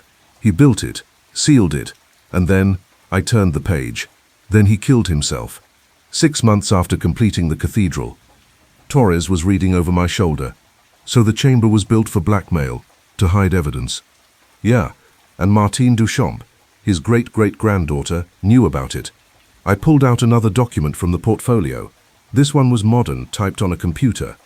A research document detailing Henri Duchamp's life, his suicide, and the scandal that had surrounded his death. According to the document, Duchamp had been involved in a forgery ring in Paris before immigrating to America. He'd forged documents, paintings, architectural plans, anything that wealthy clients would pay for. When he came to New York, he'd tried to go legitimate, but his past had caught up with him. Someone had threatened to expose him unless he used his architectural skills for one final job, building a hidden chamber beneath St. Brigid's where incriminating documents could be hidden forever. He'd done it, built a perfect hiding place, accessible only through secret passages, and then, consumed by guilt and fear, he'd taken his own life. His descendant found out about this, I said slowly. Martine Duchamp researched her family history and discovered the truth. She knew about the hidden chamber, knew what it had been built for, and decided to use it for counterfeiting, Torres finished. Poetic justice, using her ancestors' criminal work for more crime. Maybe, or maybe, I stopped, an idea forming. Agent Torres was examining the architectural drawings now. "These plans show more than just the chamber. Look, there are annotations, measurements, notes about wall thickness and stone density. Someone was planning something." I moved closer.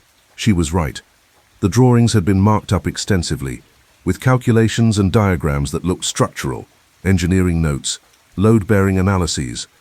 "This isn't about counterfeiting," I said. "This is about demolition." We stared at each other as the implications sank in. "She's going to bring down the cathedral," Torres said quietly. "That's the revenge. Not scandal, destruction. Physical destruction of the building her ancestor designed. And she's using the counterfeiting operation as cover. Once you find it, once the scandal breaks, the archdiocese will close the cathedral for investigation. And while it's empty," I gestured to the structural drawings, "she'll already have the explosives planted. Bring the whole thing down from the inside." Jesus Christ. Torres was already pulling out her radio. "All teams, this is Torres. We need bomb squad and structural engineers immediately. Possible explosives planted throughout the building. Start evacuation procedures." A sound echoed through the chamber. Footsteps. Running. We both spun toward the entrance. One of Torres's agents appeared, his face pale. "Ma'am, we've got a problem. Someone just triggered the perimeter sensors on the east side, and we found Dominic Farrell." "Where?" "In the mechanical room. He's dead. Looks like he's been dead for hours." Torres and I followed the agent through the crypt, moving fast. My gun was in my hand. I didn't remember drawing it, but there it was. The agent led us through a narrow passage I hadn't seen before, down another set of stairs, and into what looked like the cathedral's original mechanical room. Dominic Farrell lay sprawled against the far wall, his eyes staring at nothing. Blood had pooled beneath him from a wound in his chest. A single stab, precise and efficient. His sledgehammer lay nearby, unused. Whatever had killed him had come fast and unexpected. Time of death? Torres asked one of her forensic team members who was already examining the body. Preliminary estimate, 6 to 8 hours ago, so around 9 or 10 this morning. I did the math. That's right after we were all taken in for questioning. He came back here, and someone was waiting for him. Torres was thinking the same thing, which means Father Moreau couldn't have been attacked by Farrell. Farrell was already dead. So who broke the priest's hand? Someone who wanted us to think it was Farrell. She pulled out her phone and started making calls. I need a full lockdown on everyone we interviewed this morning. Constance Aldrich, Walter Brennan, Beatrice Langford. I want them all accounted for right now. I looked at Farrell's body again. Something bothered me about the angle of the wound, the precision of it. This wasn't the work of an amateur. Whoever had killed him knew exactly where to strike. Agent Torres, one of her team called from across the room. You need to see this. We crossed to where the agent was standing near an old furnace. Behind it, barely visible in the shadows, was another opening, a passage leading deeper into the cathedral's foundations. There's a whole network down here, the agent said. Service tunnels, old coal chutes, maintenance passages. Some of them probably date back to the original construction. Can we map them? Working on it. But ma'am, if someone knows these tunnels, they could move through the entire building without being seen. They could have planted explosives anywhere. Torres swore quietly. Get the bomb squad in here now, and find me those blueprints, the original plans, not what was in that chamber. I want to know every passage, every room, every possible hiding place in this entire building. I was examining the furnace, playing my flashlight around its base. There, barely visible in the dust, were footprints. Recent ones, leading into the passage. Small feet, a woman's shoes. Torres. She came over and saw what I'd found. Duchamp. Or Constance Aldrich. They're about the same size. Aldrich has been with this cathedral for years. She'd know these passages. Torres radioed her teams. I want Constance Aldrich located immediately. Consider her armed and dangerous. We started back toward the main crypt, moving carefully. The cathedral felt different now. Not sacred anymore, but dangerous. A maze of stone and shadow where killers could hide, and explosives could be waiting anywhere. When we reached the crypt entrance, another agent was waiting. Ma'am, we found Walter Brennan. He's in the parish office. Been there all afternoon working on financial records. He's clean. And the others? No sign of Constance Aldrich. Her car is still in the parking lot, but she's not in the building. We're searching. What about Beatrice Langford? That's the problem. She left Federal Plaza 3 hours ago. Said she was going home. We sent a unit to her apartment. She never arrived. She's in the wind. I pulled out my cell phone and dialed the brownstone. Fritz answered on the second ring. Archie, thank goodness. We've been worried. Is Father Moreau still there? Yes, upstairs in the guest room. Mr. Wolfe gave him something for the pain, and he's resting. Good. Keep all the doors locked and the dogs inside. Don't open for anyone except me or Inspector Kramer. Understand? What's wrong? Just do it, Fritz, and tell Mr. Wolfe that Farrell's been murdered. Martine Duchamp is missing, and we think she's planning to blow up the cathedral. I'll call back when I know more. I hung up and found Torres, organizing her teams. What's the plan? We evacuate the neighborhood, 2-block radius. Bomb squad is sweeping the building top to bottom, and we find Duchamp before she can trigger whatever she's planted. What about Andre Moreau? He's still missing too. One problem at a time. She paused. Though you're right, if he was down here when Duchamp started killing people, he's either dead or hiding. Either way, we need to find him. The next 2 hours were chaos. The bomb squad found 3 separate explosive devices, one in the foundation near the hidden chamber, one in the bell tower, and one in the main support column beneath the nave. All of them were sophisticated, professionally placed and wired to a remote detonator. If Duchamp had triggered them, St. Brigid's Cathedral would have collapsed like a house of cards. But something was wrong with Torres's theory. The explosives were there, yes, but they weren't armed. The detonators were installed but not connected to the charges. It was like someone had set everything up and then stopped short of finishing. Why? Torres asked me when the bomb squad reported in. Why go to all this trouble and then not complete it? Maybe she was interrupted. Or maybe, I thought about the architectural drawings in the hidden chamber, the obsessive detail, the calculations. Maybe destruction wasn't the point. Maybe she wanted leverage. Leverage for what? I don't know yet, but Wolfe said people don't commit federal crimes just for revenge. There's always something more. My phone rang. Wolfe. Archie. Report. I gave him everything. Farrell's murder, the explosives, Duchamp's disappearance, the unfinished detonators.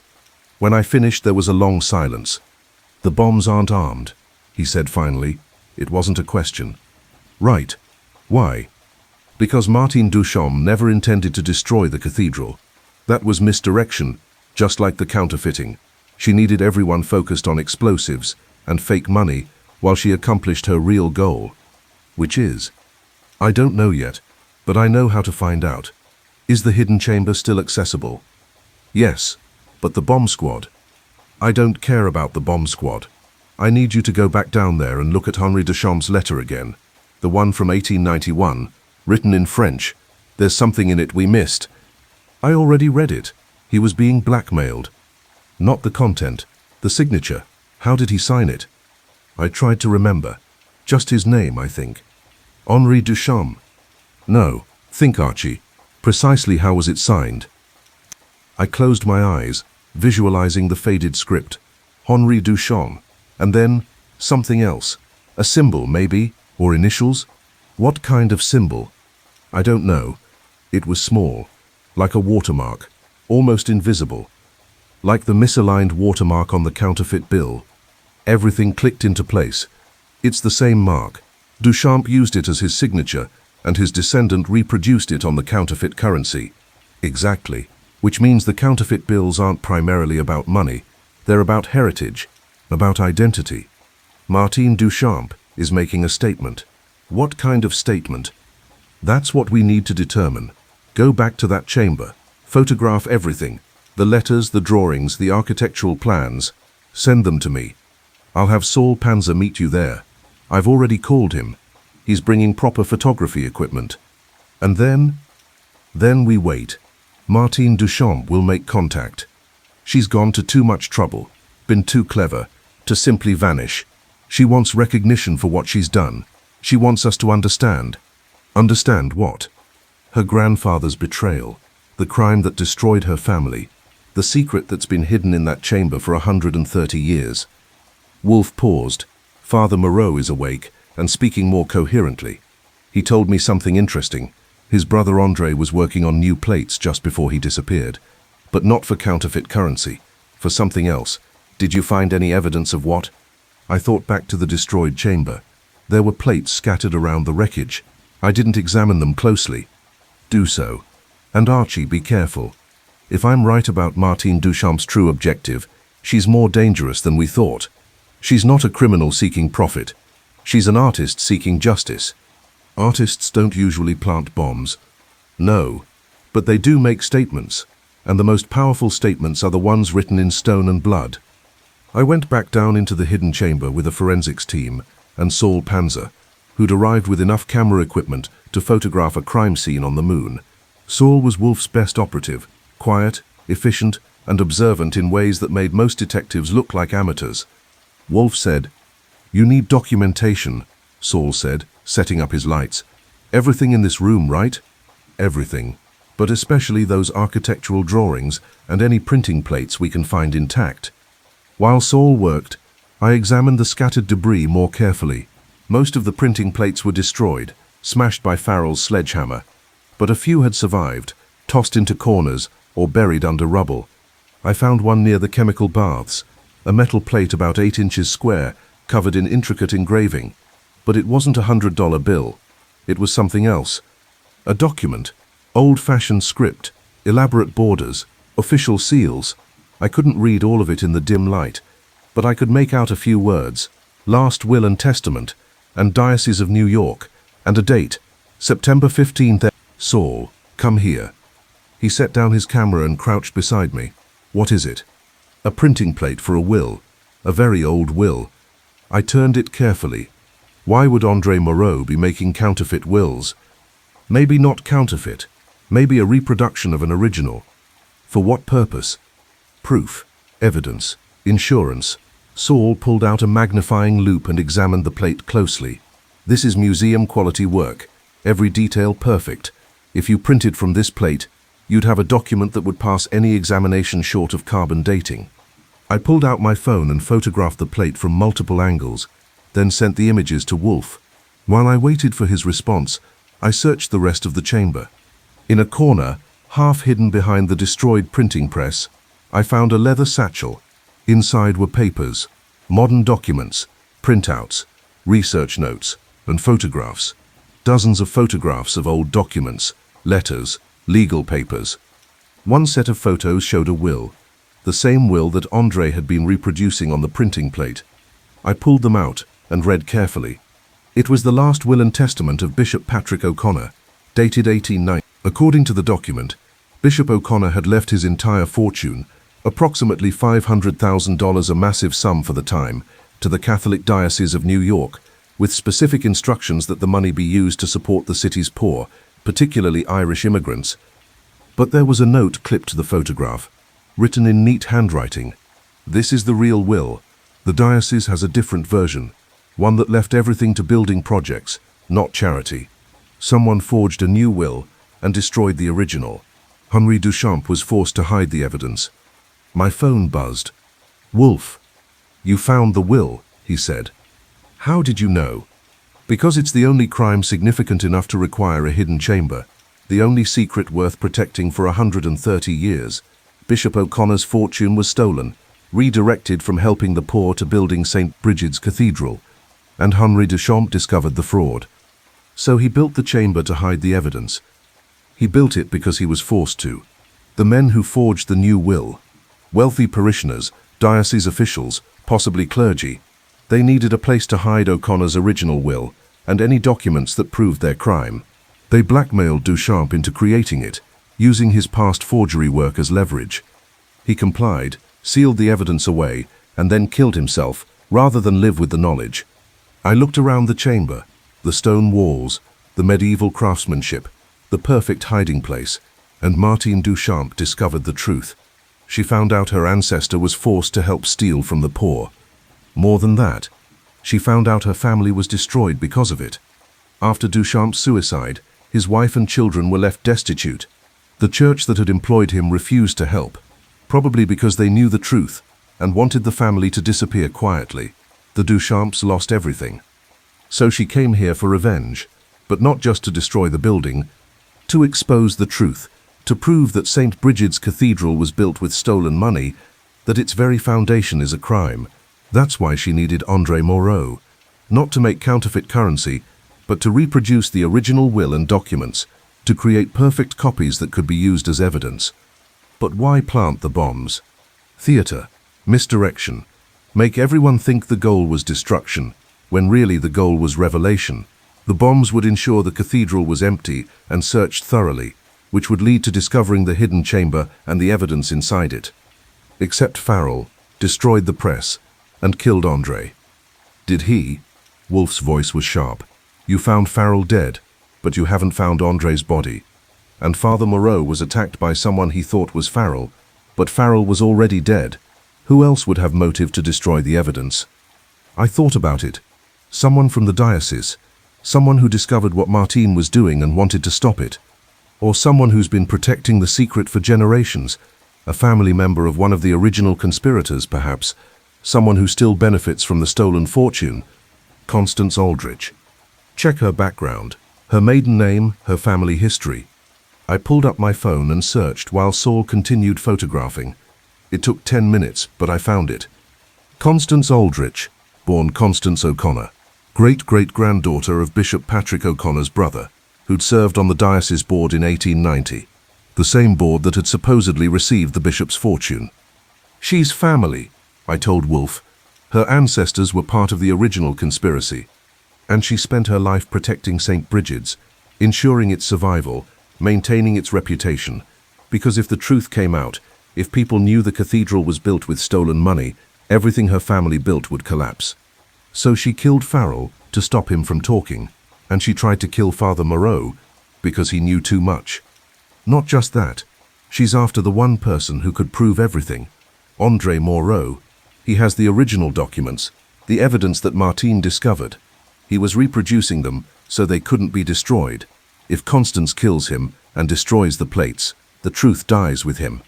My phone buzzed with a text from Agent Torres. Found Aldrich's car, abandoned near the cathedral's east entrance, K9 units tracking. Torres is closing in, I told Wolfe. Good. But Archie, listen carefully. Constance Aldrich has spent months planning this. She knew about the hidden chamber. Her family would have preserved that knowledge, kept it secret in case the evidence ever needed to be destroyed. She's been inside the cathedral's tunnels. She knows every passage, every hiding place, and she's desperate. What do you want me to do? Find Andre Moreau before she does. Father Moreau said his brother was frightened, that he felt the people from Boston would kill him. What if he wasn't talking about the Boston counterfeiting ring? What if he meant Constance Aldrich? She's the one who's been watching him. She discovered what he and Martine were really doing. Exactly. Which means Andre is hiding somewhere in the cathedral, somewhere he thinks is safe, somewhere connected to the hidden chamber, but not obvious. I looked around the room, studying the walls, the architecture, the coal chutes. Saul, help me check the floor. We moved equipment and debris, searching. Near the back wall, under a pile of broken plates, I found it, an iron grate set into the floor, old and rusted but recently moved. The coal chute, leading down into darkness. I've got something, I called to the forensics team. Need lights down here. 2 agents came over with high-powered flashlights. We lifted the grate and peered down. The chute dropped about 15 feet into what looked like a storage tunnel, and at the bottom, pressed against the wall, was a man in dark clothes. Andre Moreau. He looked up, his face pale in the flashlight beam. Please, she's trying to kill me. She already killed Dominic. I heard her do it. It's all right. We're police. Can you climb up? I don't think so. My leg. I hurt it jumping down here. Hang on. We'll get a ladder. One of the agents ran to get equipment while I kept the light on. Andre. He looked nothing like his brother, where Father Moreau was thin and ascetic. Andre was stocky and intense, with the kind of hands that suggested years of detailed work. Andre, where's Martine Duchamp? I don't know. She came to the chamber this morning, said everything was ready. Then Dominic showed up and they argued. He wanted more money, said he was taking too much risk. Martine refused. Then she left, and a few minutes later I heard Dominic screaming. By the time I got to the passage, he was dead, and Constance was standing over him with a knife. Constance Aldrich killed him? Yes. She said she'd been watching us, knew everything, and she wasn't going to let us destroy the cathedral. She went after Martine next, but Martine got away. Then Constance came back to the chamber looking for me. I hid down here. I've been here for hours. The agent returned with a ladder. We lowered it down and helped Andre climb up, his leg clearly injured but not broken. Agent Torres appeared, drawn by the commotion. Andre Moreau? She asked. That's me. Look, I'll cooperate. I'll tell you everything. But you have to find Martine before Constance does. Martine has the original documents, the real proof. If Constance gets them, where would Martine go? Torres demanded. I don't know. We had a plan to meet at a safe location if things went wrong. But where? What? Andre hesitated. Then, the bell tower, top floor. There's a maintenance room, rarely used. We stored backup copies there. Torres was already on her radio, directing teams to the bell tower. If Aldrich knows about it, she doesn't, Andre said. Martine found it herself, doing research on the building. It's not in any of the official plans. We ran, through the crypt, up the stairs, into the nave. The bell tower entrance was on the far side, a narrow door that led to a spiral staircase. Torres went first, weapon drawn, with me right behind her. The stairs seemed to go up forever. winding in tight circles. My legs were burning by the time we reached the top floor. There was a small door partially open. Torres signaled her team to wait, then pushed through. The maintenance room was tiny, maybe 10 feet square, filled with old ropes and pulleys from the bell mechanism, and sitting on the floor, surrounded by cardboard boxes full of documents, was Martine Duchamp. She looked up as we entered, and she was smiling. "Agent Torres, Mr. Goodwin, right on time. I was beginning to think you'd missed the show." Agent Torres kept her weapon trained on Martine, but the woman didn't seem concerned. She sat calmly among her boxes, dressed in dark clothes, now instead of the expensive outfits she'd worn as Beatrice Langford. Her hair was pulled back, and without the makeup and jewelry, she looked younger, harder. "Put your hands where I can see them," Torres ordered. Martine complied, raising her hands slowly. "No need for drama, Agent. I'm not armed. I'm not dangerous. I'm just a woman with a story to tell. You're a suspect in multiple federal crimes, including counterfeiting and murder." "Counterfeiting, yes. Murder, no. That's Constance Aldrich's specialty." Martine's smile faded. "Is Andre safe?" "We found him," I said. "He's alive. Told us everything." "Good. I was worried about him. He's a coward and a criminal, but he didn't deserve to die for this." She gestured to the boxes around her. "Have a seat, Mr. Goodwin. Agent Torres, I promise this will be worth your time." Torres didn't lower her weapon, but she didn't object when I moved closer to examine the boxes. They were full of documents, photocopies, mostly, but also what looked like original papers, yellowed with age. "What is all this?" I asked. "The truth, the real story of St. Brigid's Cathedral." Martine pulled out a folder and opened it. "Do you know why my great-great-grandfather killed himself, Mr. Goodwin? Wolfe thinks he was blackmailed into building the hidden chamber, used his criminal past against him. Close, but not quite right. He wasn't just blackmailed, he was destroyed. Henri Duchamp came to America to escape his past, to build something legitimate, something beautiful. He designed St. Brigid's as his masterpiece, his redemption, and they poisoned it." She pulled out a photograph, the same image I'd seen earlier, Henri Duchamp staring at the camera with those intense dark eyes. "In 1890, Bishop Patrick O'Connor died. He was a good man, genuinely devoted to helping the poor. He left a will directing his entire fortune, over $500,000 to charity, to feeding the hungry, housing the homeless, educating immigrant children. It would have changed thousands of lives." "But the will was forged," I said. "Yes, by 3 men, Thomas O'Connor, the bishop's brother, and a diocese board member, Marcus Brennan, the diocese treasurer, and Father Nathaniel Aldrich, the cathedral's first rector." She pulled out more documents. They forged a new will, leaving the money to building projects, which meant completing St. Brigid's in grand style, and they needed somewhere to hide the original will and the evidence of their fraud. So they went to Henri Duchamp. They went to him with proof of his forgery work in Paris. They threatened to expose him, destroy his reputation, have him deported. If he built them a perfect hiding place, they'd keep his secret. If he refused, Martine's voice hardened. He had a wife and 3 children. He had no choice. He built the chamber. He built it, sealed it, made it perfect, and then he realized what he'd done. He'd helped steal from the poor to build a monument to wealth. It broke him. 6 months later, he jumped from the cathedral's roof. The bell tower. We were standing in the place where Henri Duchamp had died. His wife tried to get help from the church, Martine continued. They refused, said Henri had been troubled, possibly insane, that the church owed his family nothing. She died in poverty 10 years later. The children scattered. The Duchamp name was erased from history. Even Henri's role as architect was minimized. The cathedral's official history barely mentions him. And you found out. I spent 20 years researching my family history, 20 years piecing together what really happened. I found Henri's letters, his journals, his final confession written the night before he died. I found evidence that the O'Connor, Brennan and Aldrich families had profited from the stolen fortune for generations. And I found the architect's original plans, showing exactly where the hidden chamber was located. Torres had lowered her weapon slightly, so you decided to expose them. I decided to finish what Henri started, to prove the truth, restore his name, and force the church to acknowledge its crime. Martine pulled out more papers. I came to New York, assumed a false identity, and ingratiated myself with the cathedral community. I made donations, attended services, got close to the people in power, and I found Andre Moreau, the engraver from Boston. Yes, he was hiding from his former partners, terrified they'd kill him. I offered him safety and money if he'd help me.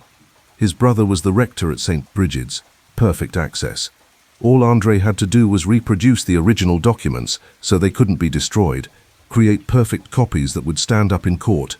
And the counterfeit currency? I asked. Misdirection.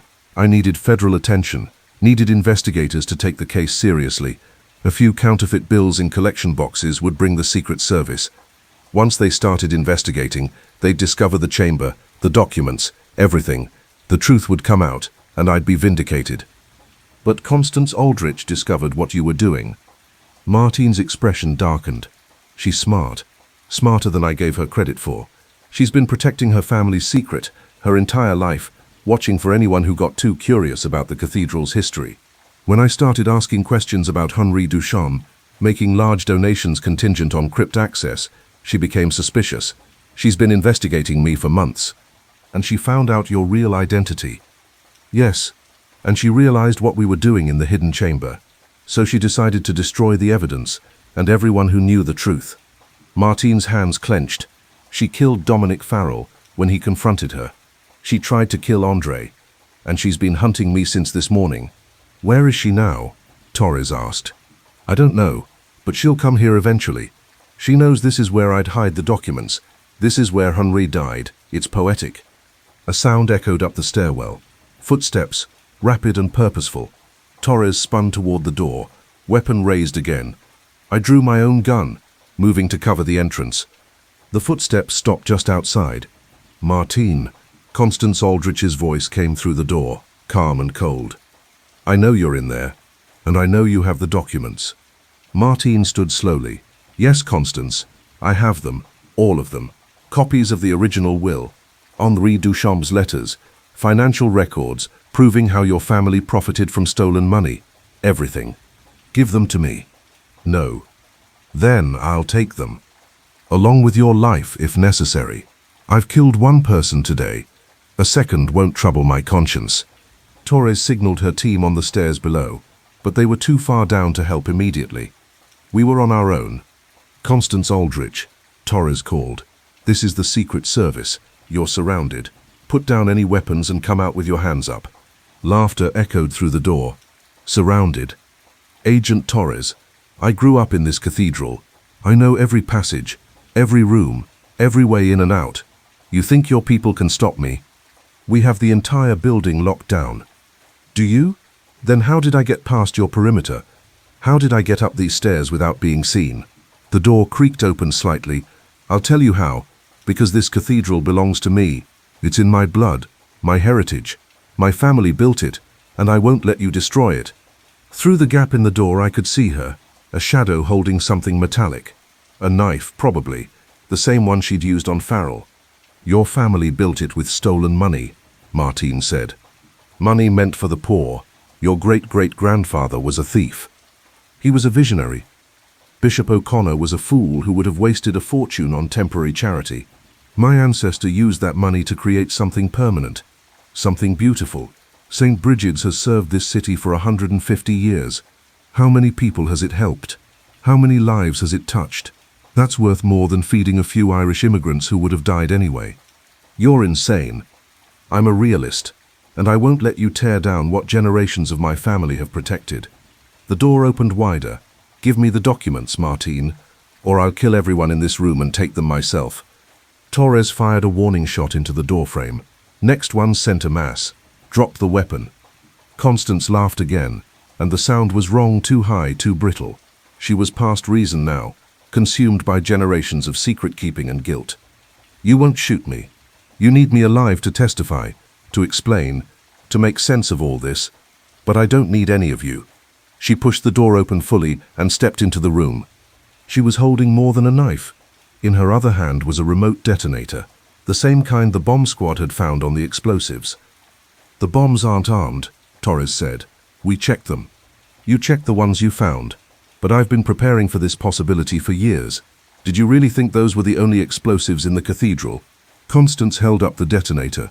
I have charges placed in the foundations, in the support columns, in places you'd never think to look. I can bring this entire building down with one button press, and all of us with it. Martine's face had gone pale. You'd destroy the cathedral, the thing you've spent your life protecting? Better destroyed than disgraced. If the truth comes out, St. Brigid's becomes a monument to crime. The archdiocese will close it, sell it, tear it down eventually. At least this way it dies with dignity. A tragic accident, a terrible loss. The Aldrich family's legacy remains intact. You're bluffing, I said. Am I? Would you like to test that theory, Mr. Goodwin? Her finger hovered over the button. I don't think so. Now, Martine, give me the documents, all of them, or I'll kill everyone in this room, starting with you. The standoff held for a long moment. Torres had a clear shot, but if Constance's finger twitched on that detonator, we'd all die. Martine stood frozen, her eyes locked on the remote. I kept my gun trained on Constance, but I knew I couldn't shoot without risking everyone. Then a voice came from the stairwell, deep, calm, and utterly unexpected. Mrs. Aldrich, I believe we should discuss this rationally. Everyone turned. Nero Wolfe stood in the doorway, filling it completely, his bulk somehow making the small room feel even smaller. Behind him, Caesar's massive head appeared, the Doberman's eyes fixed on Constance with predatory intensity. Mr. Wolfe, Constance said, how dramatic, but you're too late. On the contrary, I'm precisely on time. Wolfe moved into the room with surprising grace for a man his size. Caesar followed, then Mars and Apollo, the three dogs positioning themselves strategically. I've spent the past 3 hours in the cathedral's foundation, examining your explosives with a demolitions expert. They're not real. Constance's expression flickered. What? The devices in the support columns, the charges in the foundation, they're fake. Convincing props, certainly, but entirely non-functional. You never intended to destroy St. Brigid's.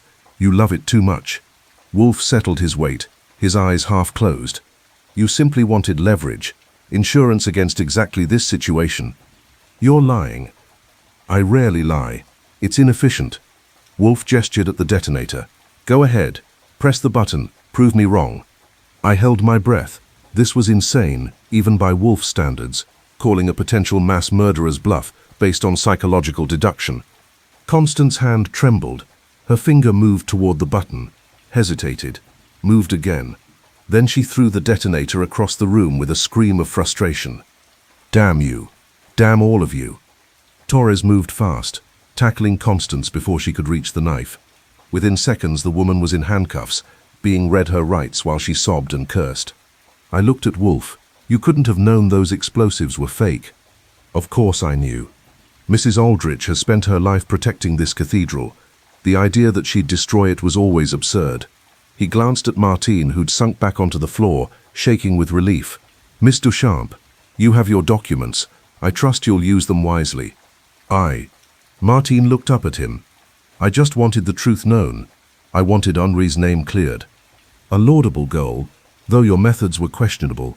Wolfe turned to leave, the dogs following. Agent Torres, I'll expect a full report on how you plan to handle the legal complications. This case involves fraud, murder, counterfeiting, and a conspiracy spanning 130 years. It will require delicate handling. Wait, Torres said. How did you even get here? You never leave your house. I made an exception. Archie's life was in danger, and I required access to the cathedral's foundation. Occasionally, necessity overcomes preference. He paused in the doorway. Besides, I wanted to see the place. Medieval architecture interests me, and the acoustics in the nave are remarkable. Good evening. He descended the stairs, leaving behind a room full of people trying to comprehend what had just happened. It was past 11 when I finally got back to the brownstone. My legs ached from climbing those damn tower stairs repeatedly.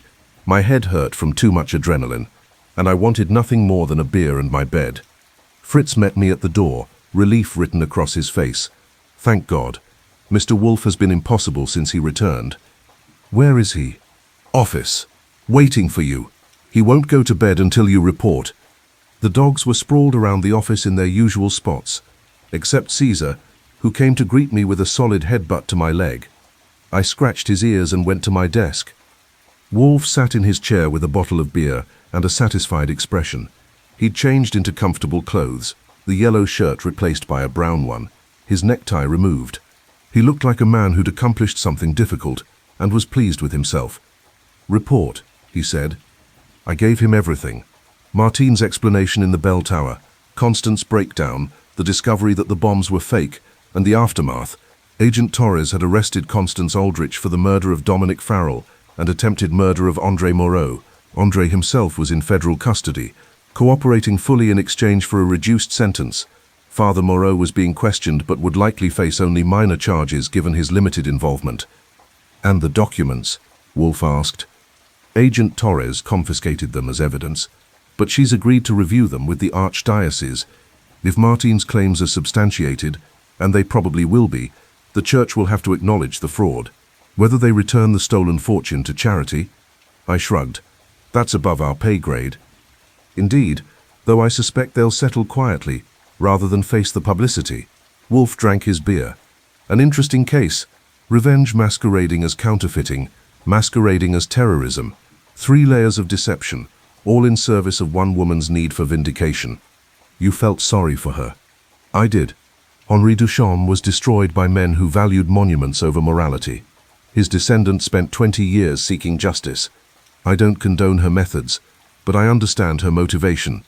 He paused. Besides, she was right. The cathedral was built on stolen money. That truth deserves to be known, even if it destroys St. Brigid's reputation.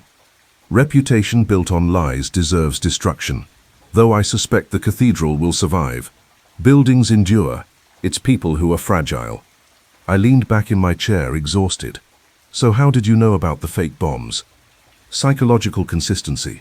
Constance Aldrich devoted her life to protecting St. Brigid's. She killed Dominic Farrell because he threatened her secret. She tried to kill Andre Moreau for the same reason. But destroy the cathedral itself? Impossible. Her entire identity was bound to that building. The bombs were theater, meant to frighten but never to be used. You took a hell of a risk.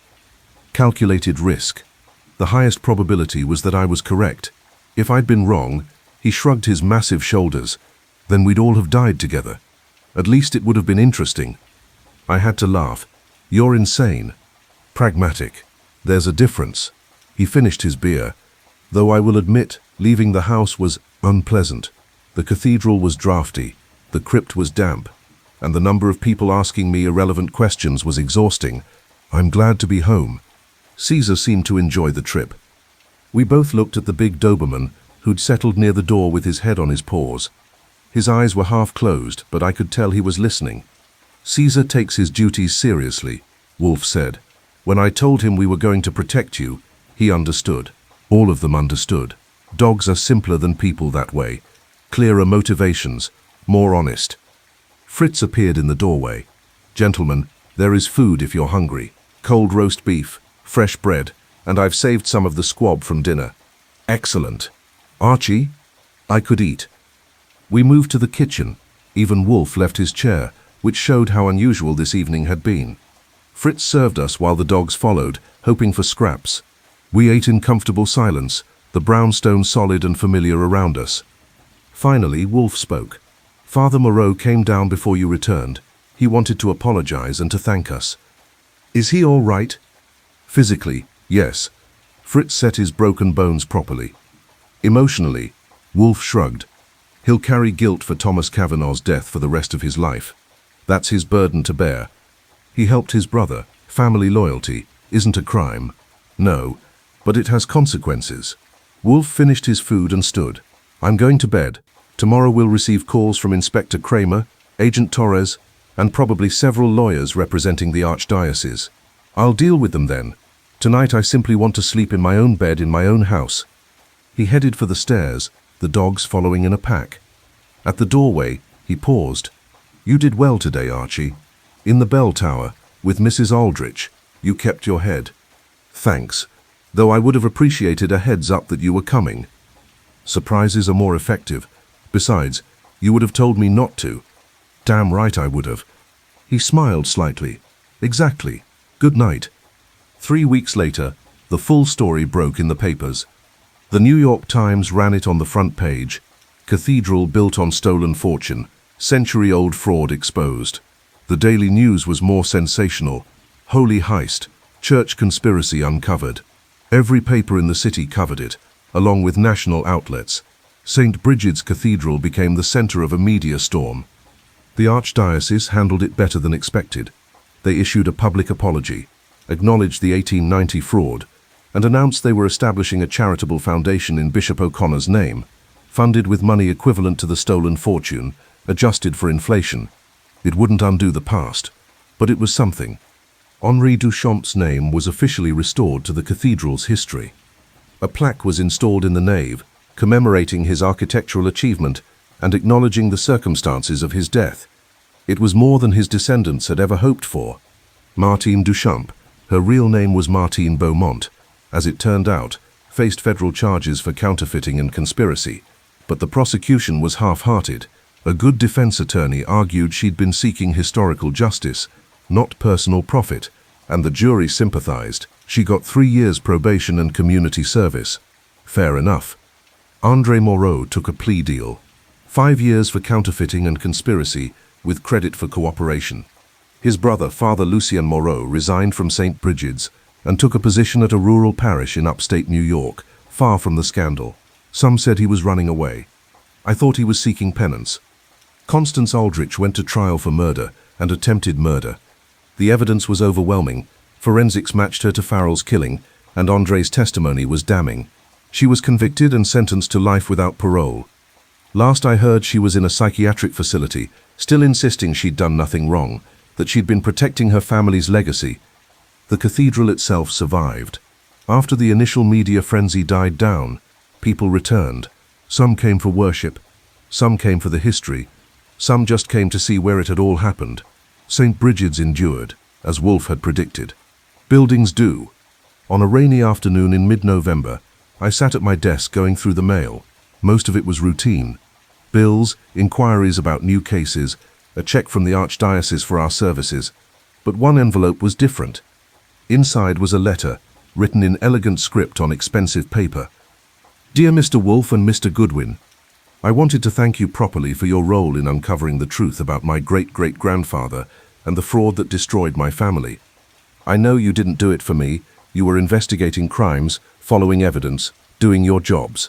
But the result is that Henri Duchamp's name has been cleared and his story is finally known.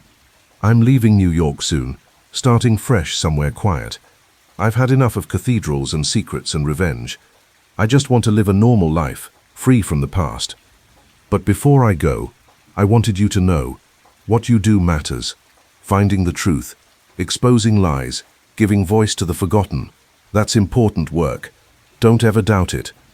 With gratitude, Martine Beaumont, formerly Duchamp.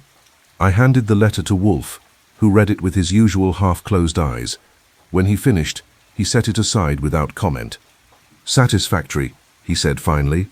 Just satisfactory? The case was resolved. Justice was approximated. The innocent were vindicated, and the guilty punished. What more could one ask? Recognition? Gratitude? A bigger fee? I received all three. The Archdiocese's check was generous. Miss Beaumont's letter was gratifying, and several newspapers mentioned my role favorably. Sufficient. I grinned. You're in a good mood. The beer that good? The beer is adequate, but more importantly, I've had no need to leave this house for 3 weeks. That alone makes any case worthwhile in retrospect. The doorbell rang. I checked the one-way glass and saw a familiar rumpled suit. Kramer. Wolfe sighed. Of course, tell him I'm engaged. He'll know that's a lie. Tell him anyway. I've dealt with enough church scandals, federal agents and murder conspiracies for one season. I'm returning to my orchids and my routine. Let Inspector Kramer investigate his own cases. I went to the door and opened it. Kramer stood on the stoop, cigar unlit in his mouth, rain dripping from his hat. Afternoon, Inspector. Mr. Wolfe says he's engaged. He's sitting in his office drinking beer. I can see him from here. Engaged in drinking beer then, very busy. Kramer glared at me, then at Wolfe through the office doorway. Fine. Tell him I came by to say the Secret Service is officially closing the St. Brigid's case. Tell him Agent Torres said he did good work. Tell him... He paused. Tell him thanks. For once. I'll pass it along. And Goodwin, try to stay out of crypts for a while. You're giving me grey hair. You've been grey for years, Inspector. Yeah. Well, you're not helping. He turned and walked back down the steps into the rain. I closed the door and returned to the office. The Dobermans had barely stirred. They were used to Kramer by now. Caesar lifted his head briefly, decided the inspector wasn't a threat, and went back to sleep. Kramer sends his regards, I told Wolfe. Says Torres thanks you for your good work. Says you should stay out of crypts. Sound advice. I have no intention of entering one ever again. He picked up his book, something about Byzantine architecture this time. Archie, we should have a quiet winter. No murders, no conspiracies, no cases involving churches or federal crimes. Just the routine work, insurance fraud, missing persons, corporate investigations, simple and boring. Sure, until the next priest shows up at our door with a counterfeit bill. There won't be a next priest. I've instructed Fritz to turn away all clergy at the door. No exceptions. What if they're being chased by murderers? Still no exceptions. They can seek sanctuary elsewhere. This is not a church. I laughed and turned back to my desk. Outside, the rain continued to fall on West 35th Street. The brownstone was warm and solid. The dogs were sleeping peacefully, and Wolfe was reading his book with a fresh bottle of beer at hand. Normal. Routine. Safe. Until the next case came calling. But that, as they say, is another story.